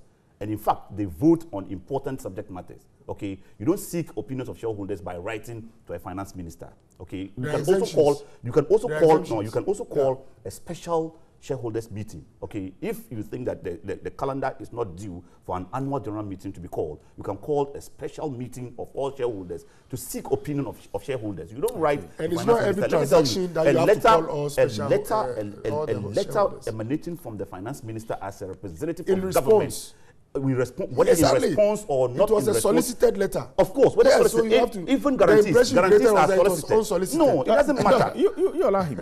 It doesn't really matter whether it is solicited or unsolicited to the extent that the Minister of Finance has put pen to paper and indicating, giving comfort to a facility that will be given to a private company. It becomes a guarantee that he's provided. And let me tell you, the processes that are involved, the bank, no bank gives out a loan for it to become a liability to the bank. Yeah. Right. Okay, so the whole idea is to make sure that you have processes in place that will enable you to get your money with your interest. Yeah. So when they write to you, it's not just for fun. They want, when he defaults, they can come to you for the money. And when he defaults, they have every basis to come to the public for their... Dr. Okoboy made a statement about, well, we need to leave these things to the court to decide. Is the minority perhaps heading to the court to deal with this issue? Because you've just... I'm thinking that you know, the general public, shareholders of the bank, and all other interested parties, you know, need to take interest in this matter, including the minority. The minority has brought it up, has raised it. Right. You know, they have a lot of other functions to do, but it doesn't even get out of, you know, it's not out of place for the minority itself to take it to court. But other citizens of the republic, okay, can take it to court. In fact, the finance minister, in an attempt to clear his name, can also even take it to court to prove the point that he's making, that the bank did not breach any laws of the republic. So I think that we need to get seriously interested in the activities of this nation and move beyond just discussing these important matters on partisan basis and try to, all of us to come together, you know, both the MPP, the NDC, and all other interested stakeholders, civil society, journalists, everybody, to put the government on its toes. It's for a purpose. It's to ensure that whenever they are acting, they act knowing very well that there are people who are watching. Okay, but if we consistently and constantly defend certain actions as political parties or representatives of political parties, and then we give that kind of confidence to people who are acting clearly in violation of our laws, okay, it doesn't help us as a nation. All right, so let's talk about wrap up for me. Let's move on. You know, he just landed by saying people who are acting clearly in violation of the law. He's not a court. That's why it's good you advise. And you know what? I would request of the opposition that in order to help this country, when they raise an issue, they should not go to sleep and say that private individuals can raise the matter. In the Magdan issue, just a small digression. In Magdan, when they alleged that they had brought in mercenaries, what happened in the courts? Instead of going through the process, they got immigration to send the guys back. If you claim that somebody is a mercenary who is about to throw your constitution upside down, do you allow them to be flown back to their countries? You should have taken them through due process. My prayer that the same thing will not happen now, where they, you know, these things have been thrown out there to feed into the perception index that this is a finance minister that has issues. It's only perception index. They can really help the country if really it is so. Did he also go to court? He suggested the finance minister go to court. Can't you see how weird and funny it is that I come and throw an allegation at you and I ask you that you should run to the courts and then go and you the one making your credibility is at stake. You know, but that's why we are focused as a government. The portfolio of finance minister is very huge. The ministry has a lot of work to do. We are not going to chase every allegation. If they are convinced... Even if it damages your credibility. You see, that's why I say you need to be focused. When you're a public officer, people out of various kinds of motivation can throw a lot of things at you. You need to keep your focus. This government will keep their focus. We encourage the minority. If they are that convinced, they should go beyond that and go to the courts. We in opposition, let me learn. When we were in opposition, in matters that were very serious, in matters that we consider very dear to this country, we ended up in the courts like the way matter, and the courts justified that really money should be paid back to the state. They should take the cue from us. So I mean, as is aware, the case with the 2.5B is in court. Okay, which court? Shraj. It's not in the court. It's in Shraj. You took it. Apart from Shraj, it's also at the Supreme Court. If you don't know, you can find out. It's at the Supreme Court. I'm telling you. Okay, all right. Yeah. We can move on. But quickly before we move on, just briefly, why is the minority silent on the SNIT issue?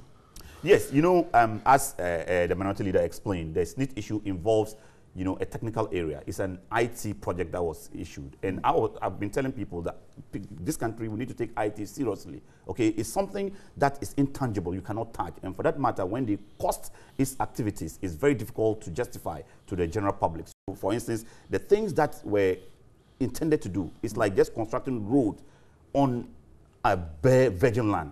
So in trying to connect SNIT offices across the whole country, you are establishing new routes, okay, new networks, and you are establishing servers in all these centers, and you are getting security encryptions. You are getting certain facilities that a layman cannot really understand.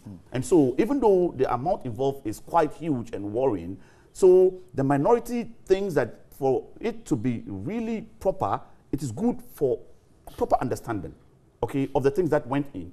Because if you look at other IT investments, okay, you notice that even security alone and even licensing alone, because licensing, most of the softwares that are used in IT applications are owned by other companies, okay, international companies, and using them means that you are going to be paying license fees, which is not peanuts, okay, which has to be captured in all these things. And secondly, this is an activity that was undertaken and is being investigated, okay? So I find it very worrying, and that's why I'm happy that the minority has not waded into that thing, because it's something that is already being investigated. So it means that there's action ongoing on it. But Dr. Zakaria, the boss issue was also being investigated, and yet the minority was in there. No, the boss issue, you see, that the boss issue was raised before the investigation was, you know, you mean you did a press conference before? Exactly. That is the point. It was the press conference that, you know, triggered that investigation. And in fact, the investigation even was scuttled by the president himself when he addressed the press, and he stated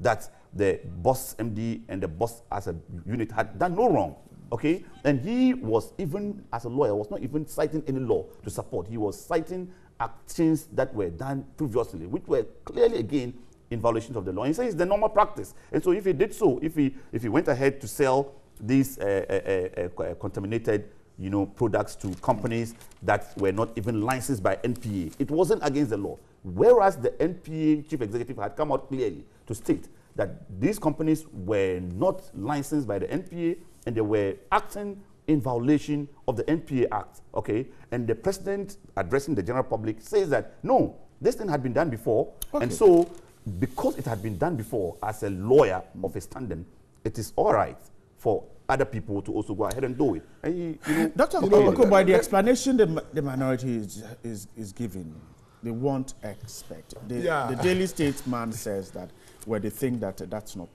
you know, that is very interesting. But you see, this is how interesting it is. Just food for thought.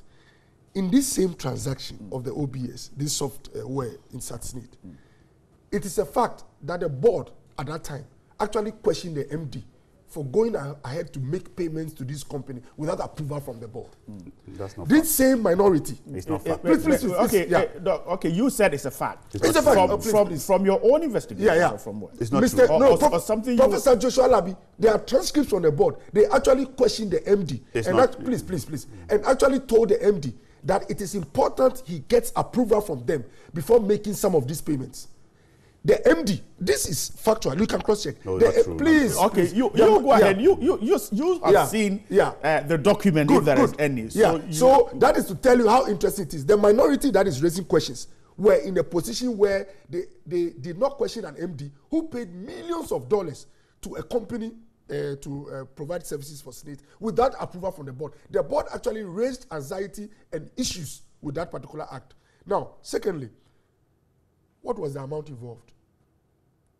There was a bank, there was a company, a local company, I think Perfect Solutions, my question, who was willing and ready, showed evidence to show that he could do the job for $3.4 million. 3.4. SNIT's initial amount that was thrown out there was $34 million.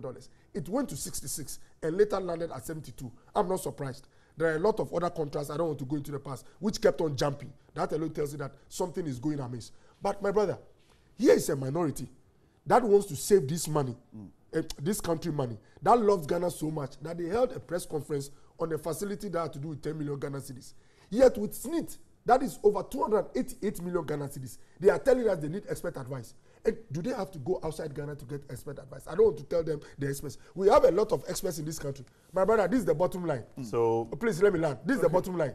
They are lethargic and slow and encumbered when it comes to SNIT because they know that there was a lot of funny things that happened. You raise issues that why is it that things are being thrown out? Why the investigations are going on? With this COCOBOT ADB facility, they've not come to the conclusion of the matter. There are still processes.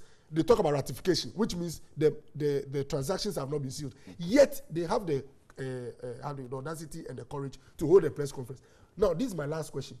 Who is the expert that educated them on all these agric issues and financial issues? Have they told us the expert? When it comes to SNIT, you need an expert. But when it comes to ADB, you don't need an expert. Okay. So that's the double standard. Yeah, you know, it's food for thought. No, first of all, the minorities' position is clear that this particular subject matter, the SNIT is even been investigated. Okay, it's before this. So at least if we trust in the institutions that are investigating these particular issues, we should give them the opportunity to investigate and come out with their findings so that we can properly, you know, talk about them. That's number one. Number two, you know, when the former board chair, Professor Alabi, you know, wrote his letter explaining the processes that went, he never said that this particular transaction. No, he said so. He said so. He didn't approve. Would you give a chance? You see, would you please?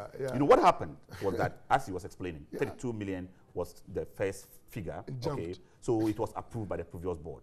And let me remind him that in competitive tendering, you know, you already have a board, a technical board that will look at all the processes, the financials, the technicals, and everything, and know the boundaries, the limits within which a competent company can deliver a project. So when the bids are presented and a particular figure goes out of this particular boundary, it suggests that the company did not even understand the profile of the job that is to be done. Okay, if you make a mistake and award the contract to a company against technical and financial analysis that this particular project could cost a minimum of so and so, and a maximum of so and so. SNIT had a minimum. So you're simply making the point that it is not the lowest bidder. It's not the lowest bidder. No. Okay. In competitive tendering. I would have loved we number two for the, you know, so the investigation.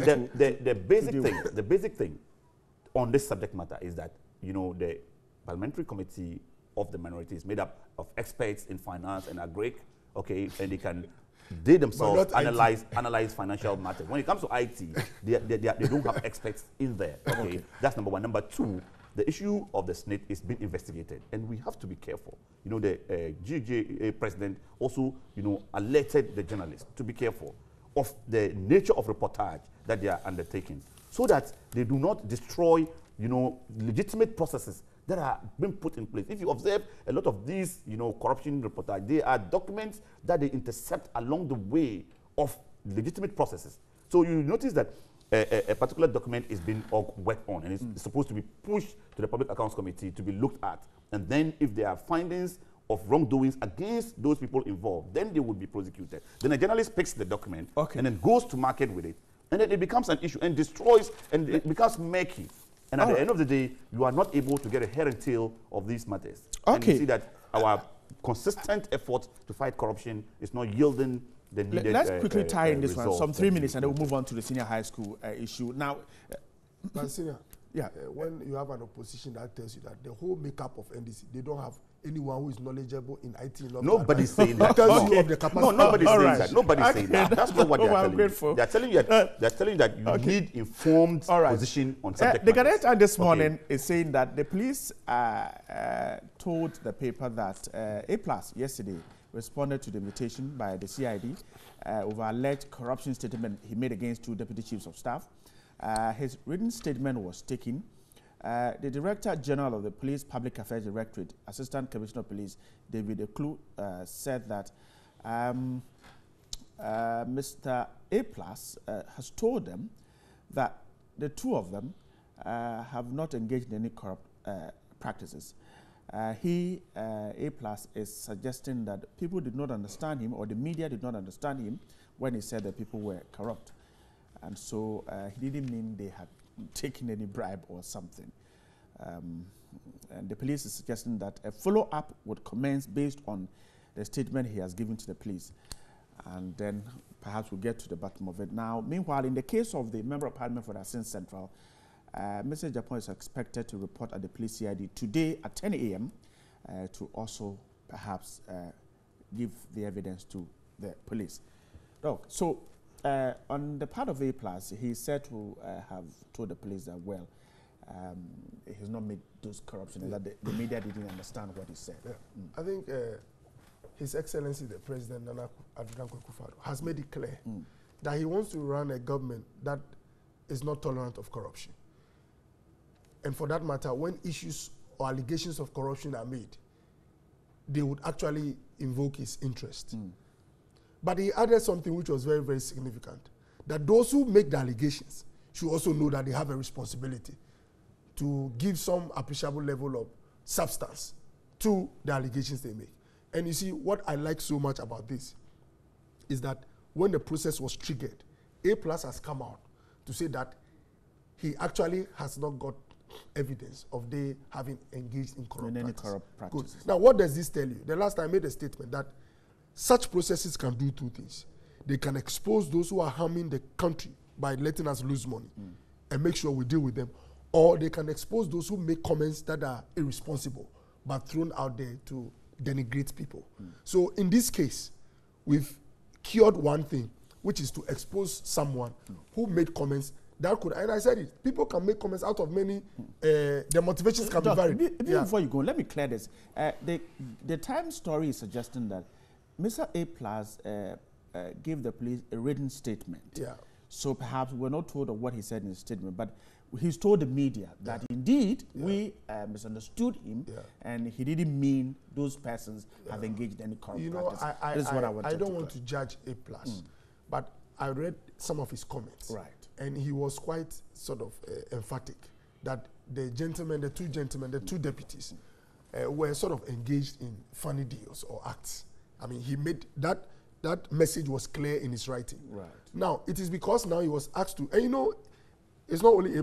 We've had even journalists. Media houses. Yes, people always write letters to retract their statement. It's part of the practice. Now, the only lesson here is that be careful what you say, because you might not only end up with the allegation, we might call you to substantiate. And this is good for governance, so that we don't have a lot of things being thrown out there recklessly. Two, I think what is also important for him to do, should it really come out that this is what happened with the police, that he went to say that I was misunderstood, this is not what I meant, he must come out sort of with an apology, you know, to say that, look, I did not really mean this. Sorry, because I said it all the time. You see, we all build a reputation. It takes a long time to build a reputation.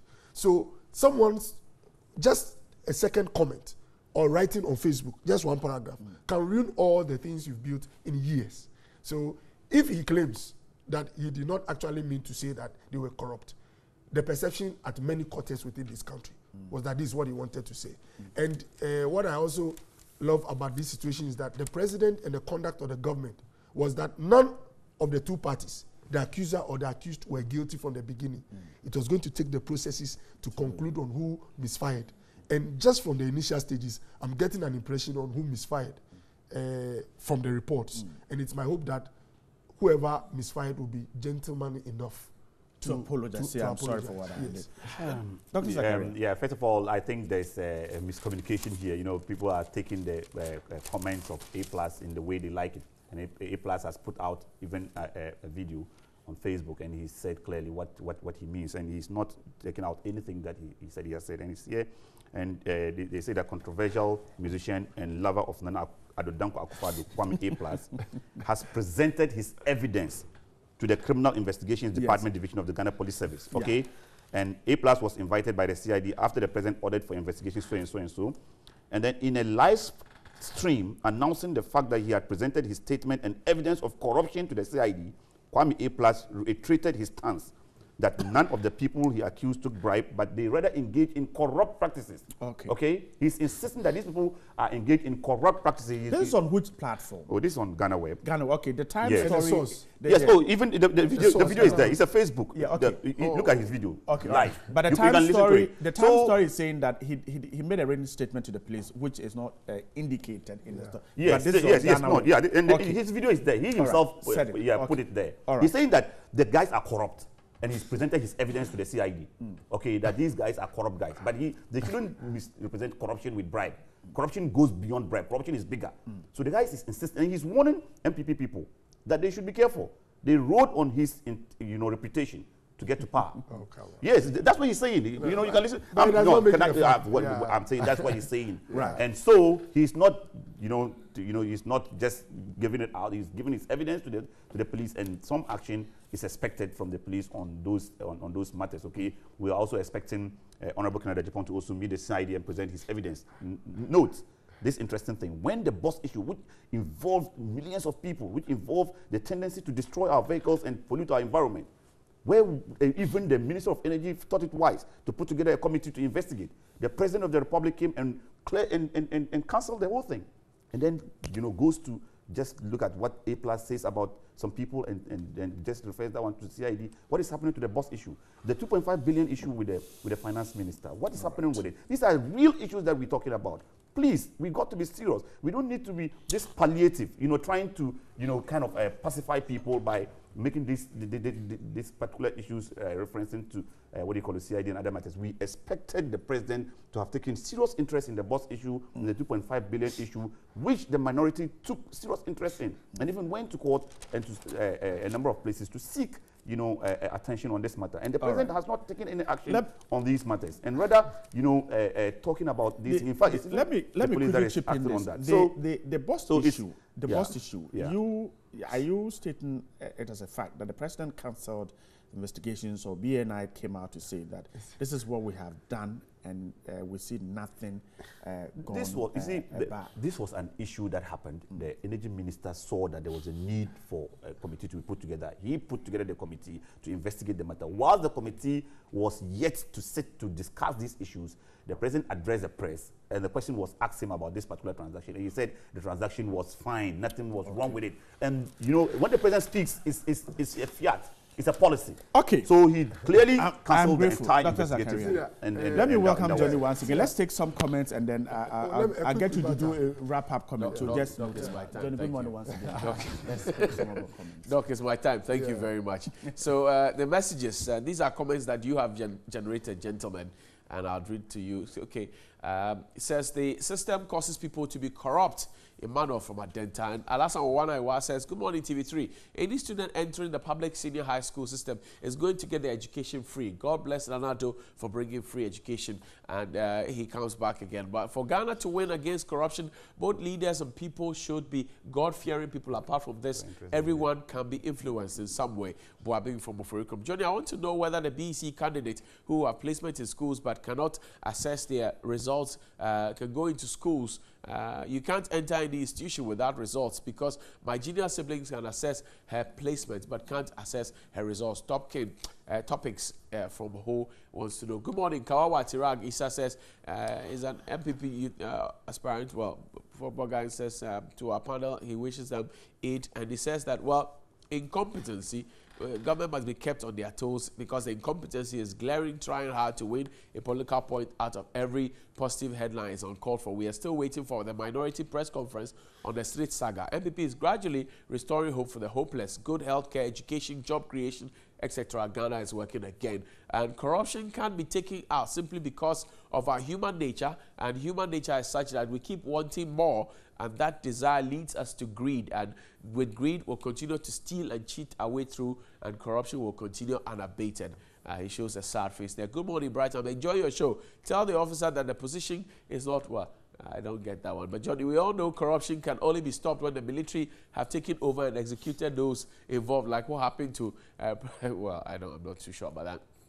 Government must leverage the huge bauxite deposits to the betterment of all Ghanaians, and not give undue license to always hungry for money individuals who are in a hurry to deplete the forest for their own parochial interests. It might be true that the government is bullying Exxon Cubic, but it must be surely done to protect the interests of Ghanaians, Rockefeller and Accra. And the government should try and resolve the issue pertaining to the former Vice-Chancellor of the University of Education, Winneba, by bringing him back to assume office to avoid UTAG embarking on strike, Maxwell Ashaiman. And on the other hand, corruption will be difficult to fight or stop due to the following reason. One, before the police are recruited, most of them pay thousands of cedis before they're given a chance. So when such a police officer is taking bribe, it's normal, because he's reaping what he sowed. The students who are writing exam pay their way throughout, and so you say. But let's move on and check. Well, it says I advise the educational chief director to go and head his family if he thinks he should be, well, I don't get that one as well. But Senior Bright,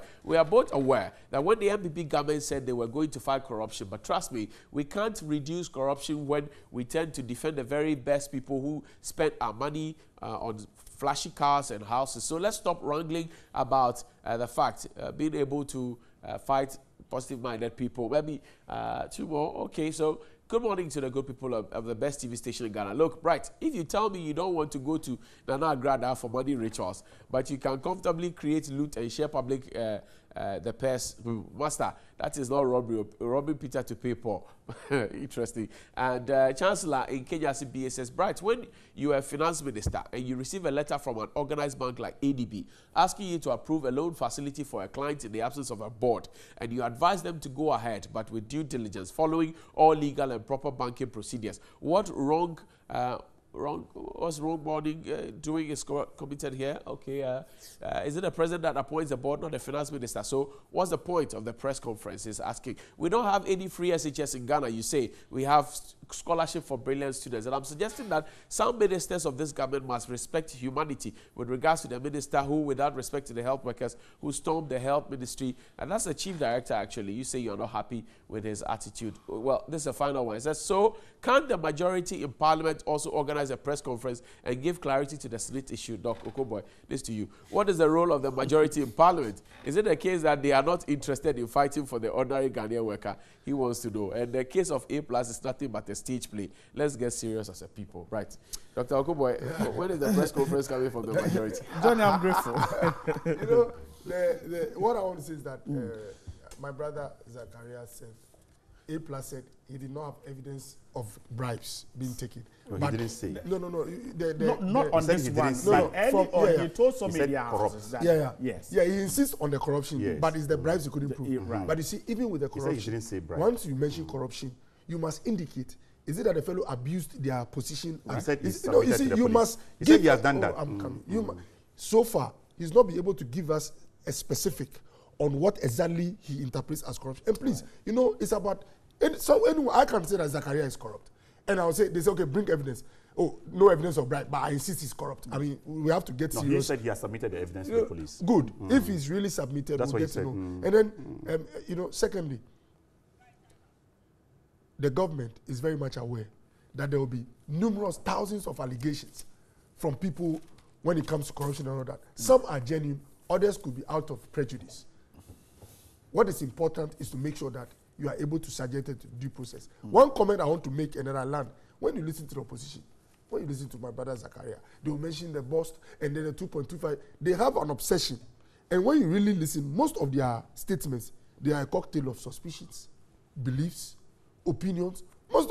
All of them. You don't see any fact or how do you call it, any substantive stuff. All right. So my prayer is that they will get out of that obsession and come to deal with reality. Then they can be doing us a lot of good. Okay. Dr. Zachariah, when are you getting out of that obsession? You know, this is a contradiction. He himself has said that when a statement is made of corruption, there is the need for investigation to be done to establish the veracity or otherwise of the claim. And in the same vein, he's saying that when these allegations are being made, they are obsession. So he's discarding them, you know, with all the impunity that it deserves. And it's suggesting, it's showing their approach to the fight against corruption. You know, their approach is that dismiss and then, you know, just impudate and then just throw it away. That is their objection. But the minority is positioned very well to ensure that, you know, the people of Ghana get the best from the government that they have voted for, in accordance with laid down rules and regulations and laws of this country. Okay, I'm grateful. Dr. Maria Zachariah is a member of the NDC's communications team. Yes, unfortunately, we've run out of time. But we want to make We're hoping the extension will help deal with the matters. Exactly. And then there's one addendum. Government initially was saying that if you don't qualify, it will be difficult to re-enter. Now, if you re-sit, you can re-enter. That's the good news. And get to go on. Yeah, you know, and if the opposition will discuss any issue they bring at any point, we are willing to go with it, like this ADB. But when you all the time recite the past, and that speaks of an obsession. Then you were taking us back. I was wrapping up. Yeah, you know, basically what he's saying, you know, what he's saying is something that, you know, pretense. Okay, they don't want issues that are factual, that has a tendency to save money, but they are only interested in palliative. But on the free SHS, you know, it is important for people to understand that this project is an important project of the Ghana. It has to be national. Okay, the biggest social it doesn't have to be partisan. Now, social interventions, according to everybody, is supposed to be targeted. Give it to those who need them. Feel like this has been, you know, an MP takes a lot of, you know, money. So you mean he can pay for his and then poor persons pay their taxes. Okay. And You know MPs, NDC. I am grateful. Dr. Okuboy is a member of Parliament for the Lejoku constituency, a member of the NPP. Dr. Maria Zakaria is a member of the NDC's communication team. Grateful for those of you who sent in your comments. Stay with us here because there is response after the break. Good morning once again.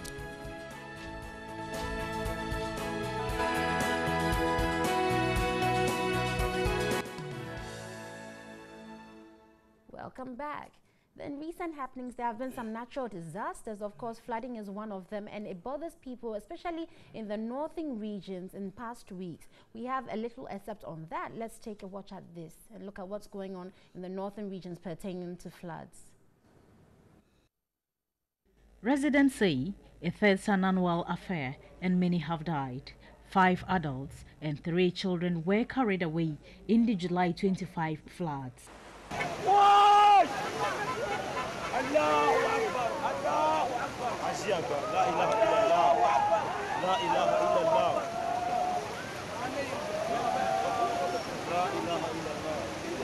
Rising water levels left most areas almost submerged, with only roofs and trees peeking out above the flood waters. The problem is an overaged human error. People have built on waterways. Gumani is an example. On paper, the area is a rice valley. The entire area used to be a rice farm, and it was even named as Rice City. It was not meant for habitation of human beings, but rather it was just meant for farming activities. But he is putting the blame on the residents, especially the rich. They do come to the chiefs requesting that they want the land. The chief will tell them that the place cannot be built. They will tell them that we have money, we can put up strong structures there. The entire area was labeled as Rice City, as well as the entire area. With the original plan, you will see the entire area being labeled as flood-prone area.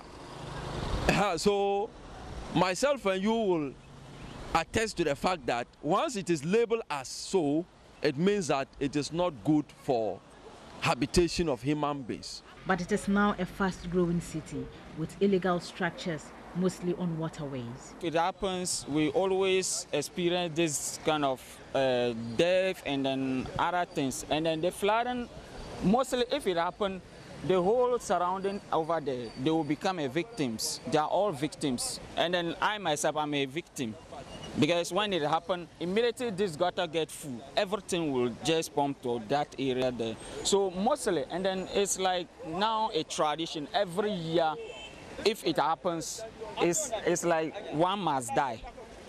That 89, when Flight Lieutenant General Rawlings was in power, it did happen again. It is persistent, something that is persistent thing that is happening all the time. So when he came, he found a place for them, relocated some of them to give way for the water.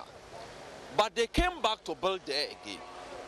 Yes. And when the water is disturbing them, then they themselves also be crying for support, for help. Meanwhile, they had already been given a place somewhere. Opinion leaders play blame games. All these things happen is as a result of negligence on the part of the authorities. As time goes by, residents, I would say, and connive with the chiefs and the officials of the technocrats. Whoever is building along the stream, you talk, the person will tell you that I have permit, I have it, it's been captured in the plan, but originally it was not so. The Tamale Metro officials attempted an explanation. Once they get the land acquired from the chief or the landowner, they proceed to put up their building without recourse to the assembly or even the town and country planning, which is a department of the assembly, because that is where your request for a building permit ought to be received before it is brought to the statutory planning committee. And so people simply flout this regulation with impunity at the blind side of the assembly. We followed up to the town and country planning office, but we were not successful in obtaining reactions to the accusations. As the water levels of Bagre Dam rises and officials monitoring to announce a spill date, the residents are calling for a demolition exercise. The rains we're expecting, I'm afraid if Bagre Dam should open and the water will come to add up, I don't know what will happen. Some houses will need to be pulled down before proper work can be done here. The northern region generally experiences heavy flooding when Bagre Dam is filled. Most parts are recording daily rains, and water levels in several rivers are likely to rise before spillage of the dam. Heavy rains that came in July and August have caused the water levels of major rivers and tributaries in the region to swell to record levels. That broken dam at the forest area, there's more water to run through here. It's a dam, a big dam. And the elder days, our grandfather was farming there. So after that, they come and do this dam for the town. So before that, there was some time ago, there was heavy rain. Come and break that dam. So we are now farming inside. Because if the dam don't do, the dam is just contain the water, we just destroying that thing. If there is not this dam, any time, government cannot solve it. Because this water is not as small. I want that they repel this dam before they will enjoy. If not that, when the rain falls and you come and see it, you will know that it is a dam. I do remember somewhere in 1989, that dam broke its banks, and then I tell you what, it was filled up, and so it left in its wake a very terrible devastation, a very, very, very bruised city. I remember quite well. I was quite young, yeah, 89, yeah, because any physical structure that was on its way was brought down. Whether it was a building or it was a vehicle or anything, to take it away. It was very terrible. In the 90s, the area was a dam collecting water from upstream, but now it is only the embankment that is visible. The dam itself is silted up. Canals are all broken. The water now moves to town and causes a lot of flooding. Residents say the rains came late, but greater than normal, and previous months have been particularly wet. Across Tamale, the flooding has displaced over 11,000 people, damaged crops and destroyed houses, causing a total direct economic loss of 15,000 cedis, according to the regional NADMU officials. The organization distributed relief items to the affected persons. Well. Plastics, as we all know, do play a role in our lives, but of course it has its good and it has its bad, and it has an effect on the environment and marine bodies, and these effects cannot be ignored. Well, Portia has a report looking at the effect of plastics on marine life and the environment as a whole. Let's watch this.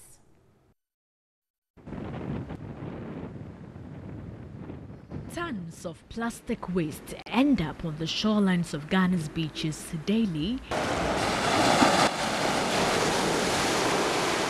According to the United Nations Environment Programme, more than 8 million tons of plastic end up in the oceans each year, wreaking havoc on marine wildlife, fisheries and tourism. Plastic waste menace in this country would simply not go away. Here at Teshi Sangwena, it looks as if this place is the final resting place of most plastics that we consume. Instead of tourists coming here to enjoy the scenery, they are confronted and greeted with this.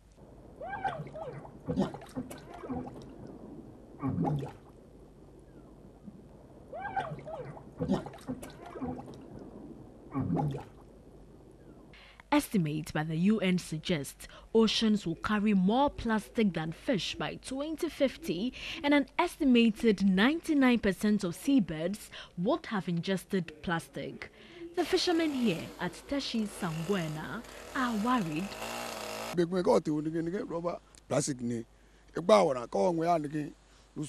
When we go fishing, we catch more plastic waste than fish. We need waste collectors here.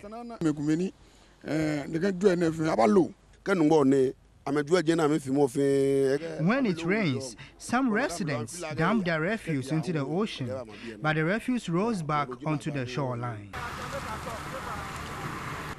Figures from the United Nations Environment Programme show 79% of the world's plastic waste is accumulating in landfills or sloughing off in the natural environment as litter.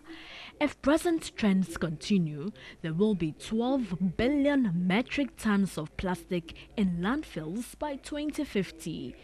Statistics from the Accra Metropolitan Assembly indicate that out of the over 2,500 tons of waste generated daily, only 1,125 tons, representing 45%, is collected. The remaining 55%, mainly plastics, remain mostly at landfill sites without recourse to recycling. Unfortunately, plastics here may take thousands of years to decompose. It is actually a menace because though in volume or the weight is not much, but because of it is very light, it spreads easily and then it finds its way on our beachfront and causing a whole lot of mess. At the known landfill site, some waste collectors capitalize on the availability of plastic waste to earn a living.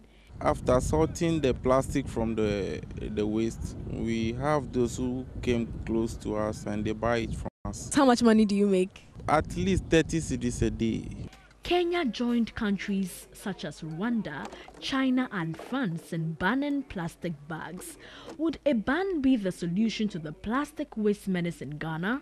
That's why I can't believe, because benefit from it. Because most of us don't get any job. So these things help us a lot to cater for our families. What we need to do is rather to find the right technology to take care of the processing of this plastic waste.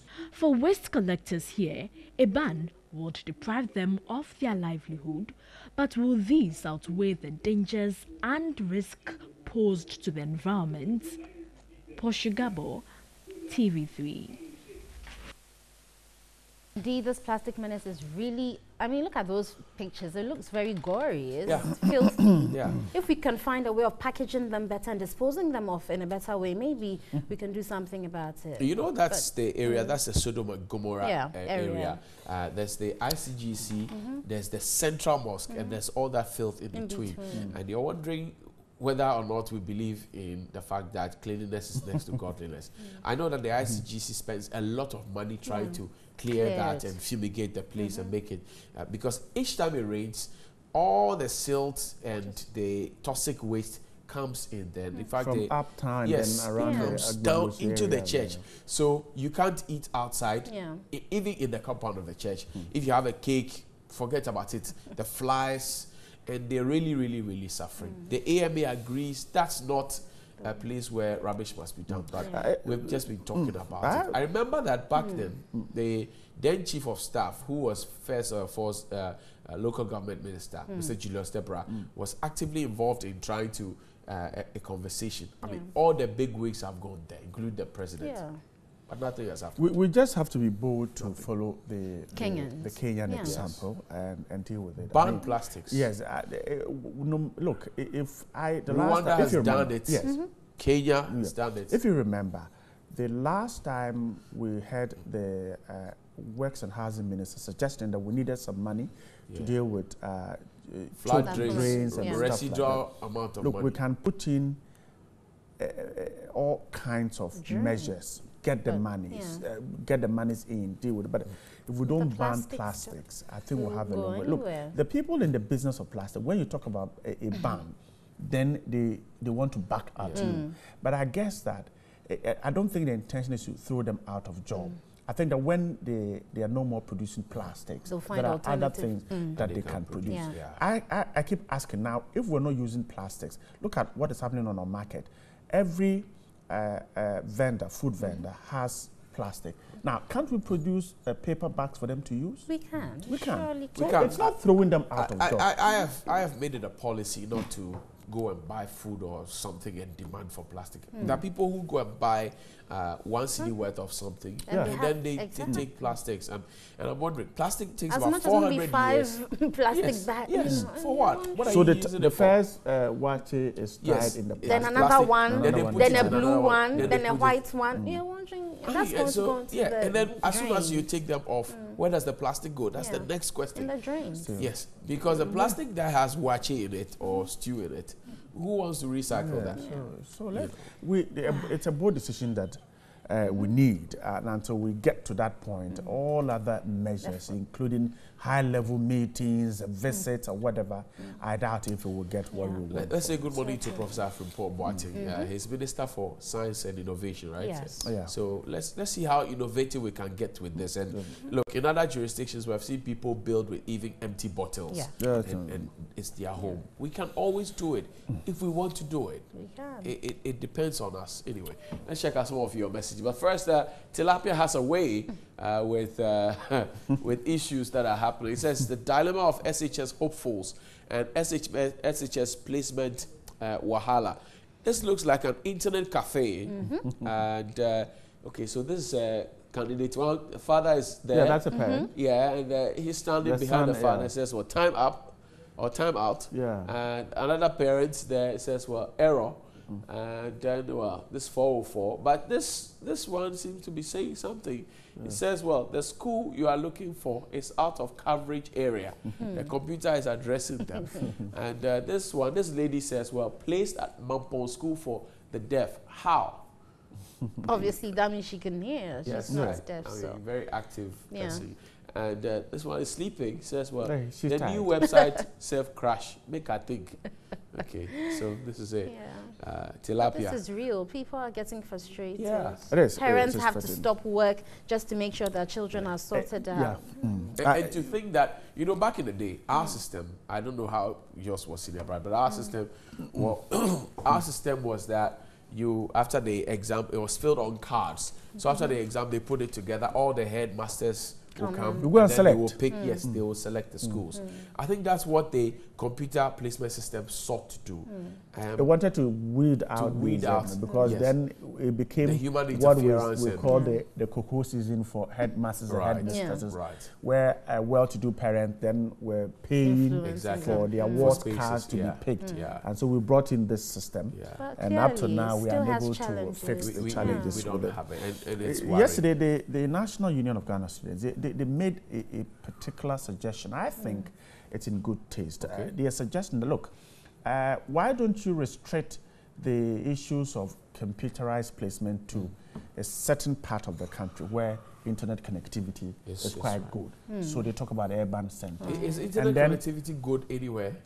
Well, it's comparatively better than in the rural. And so that they said that in the rural areas where some of them don't even know how to get onto the internet, allow manual placement to be done. I think it's a good suggestion anyway, but it's a policy decision that has to come from government. Anyway, let's take a break. When we return, we'll read some more of your comments, lots and lots of them. I'll show you some very interesting photos as well after the break here on NewDay.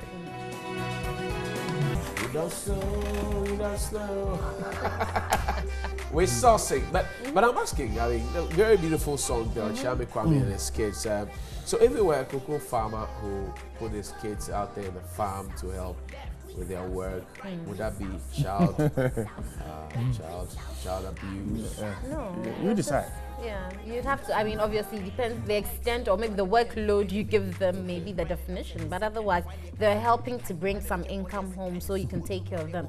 If a child is concerned, I'm sure they'll just help him. So if the child goes to weed in the farm and doesn't bring harm to the child, it's not.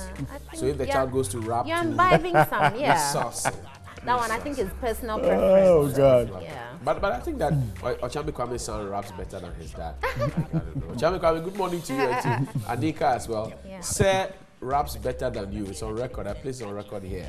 Yeah. So anyway, let's check out the message. It says this is the the highest form of hypocrisy I've overheard from the minority, because you ran to organize a press conference on 10 million cedis loan, which is payable, but you have refused to organize a press conference on the 302 million cedis to buy software. We live to see. Abbas Alex from Atibubu. And good morning, please. We, the students of the UDS, beg to get the GS Board of Tertiary Education to come to our aid, as the school is charging outrageous fees, from high school fees to development levy for level 400 students, increasing teaching practice fees. You are from UDS, so welcome, post. Kungwe. Thank you very much. Good morning, Ghana. MPP should stop ADB. They always distance them if they come to power. They should stop lying to Ghanaians and do the work. By Sule Balu Junction in Tamale. I advise the Education Chief Director to go and head his family if he thinks he should be, well, I don't get that, but Mike in Kaswa is not happy. The Education Minister have to make pure statement about free SHS. Is anyone who have been placed to school will enjoy the free SHS? Okay, I don't get that one too. But good morning, Senior Brighton TV3. We were both aware that the MPP government said they were going to fight corruption. But trust me, we can't reduce corruption when we tend to defend the very best people who spent our money on flashy cars and houses. Thank you. Atu Razak in Tamale says, Nana's free SHS is to begin next week while school has not received funds. Will Nana free SHS be possible? You are doubtful. And Ghanaian parents are struggling to get placement when Nana's free SHS without funding. Hello, lovely TV3. Please, why hasn't released our call maths result and we haven't heard anything from them too? So please, I want to ask, why is it so? WASI 2017 candidates want to know. And Good morning. Have started. Yes. I mean, unis are opening. Right, right. So it doesn't mean these people wouldn't get into school. Obviously, perhaps they lose a chance, or maybe even they get a special arrangement done for them. But if not, they lose a chance. Well, I thought the MPP said they will deliver Ghanaians from bad government of the NDC, but they are doing the same thing NDC did when they were in government. Look at what's happening in ADB approval without a board. Ghana Power, Richard from Ashaman. Alasan Wana, well, we've read this already, Alasan. How many times do you send the same message? Good morning to the good people of the best TV station in Ghana. Look, right, if you tell me you don't want to go to Nana Agrada for money rituals, but you can comfortably create loot and share public purse, master, that is not robbery. Pay Peter to pay Bob. Anyway, so it says, well, right, when you're a finance minister, and okay, we've seen this already. I'm struggling. I'm suggesting that some ministers of this government might respect humanity. Okay, thank you very much. Let's see, maybe, okay. It says, good morning, Johnny Amma and Brad. Please, something about this, please. We, the 2016 batch of NAP and HAC nurses are still home without being posted. And yet, it was this batch that allowance was cancelled. The 2015 registered nurses who had allowance. This service and still have been posted, leaving us yet at home. Now, wow, Ghana for us. Joseph in Tamale, sorry about that. Please, I want to know why those students who had been fished out from our practice and their names were found on the list in which they wrote a report attached to it. And secondly, why is it that those whose name weren't part of those students are still not having their results? But why are the results being kept? I don't know. I'm not sure. Anyway, let's say good morning to Hearts of Folk player Winful Kobna. It's your birthday today. Happy birthday to you. The boys are good. And that's it there. Happy birthday to you, bro. Enjoy. Let's know where the party are. You're a September mate. So thank you. Godfred Ajay also, our fashion dear freak. Good morning to you at Duwaboate. Very wonderful African prints they have there. Sorted. I'll be grateful if Waya can address these concerns because I mean, truncating someone's education without having explanation for it is worrying. So they should try and address these genuine concerns so people can continue school. I'm interested again in the story where the NHIS thing broke up north where because of 5 citizens alleged that the child died. Not happy about like to hear from them as well. I guess health officials will have to check that. It happens. It really happens. Sometimes you rush to a hospital, you can see the person in real pains, and then it is about folder and go and write this and go and write that comes in. For us, we don't understand because we think that once the person is in pain, he or she must be attended to, but it doesn't happen, and we get worried about it. Anyway, that's all time we have for us on New Day this morning. We'll see you same time tomorrow from 6 to 9 a.m. It's Thank a you for joining Thursday. us. Tomorrow, yes, we'll start Bright Weekend. Johnny will give you more dance moves. Today's my day, so it's I know. Wednesdays are my days, yeah. so. Okay, hope we have served you great breakfast. Have a great Wednesday morning. Right. It's a good time to say good morning to our bosses. The 5,000. That we spoke about. I think behind the scenes, you see, he's been sorted. Yeah. Now he's forgotten. I haven't. He has. Why? See, we were in this together, right? This is corruption. This is corruption. See you guys tomorrow. Have a blessed day.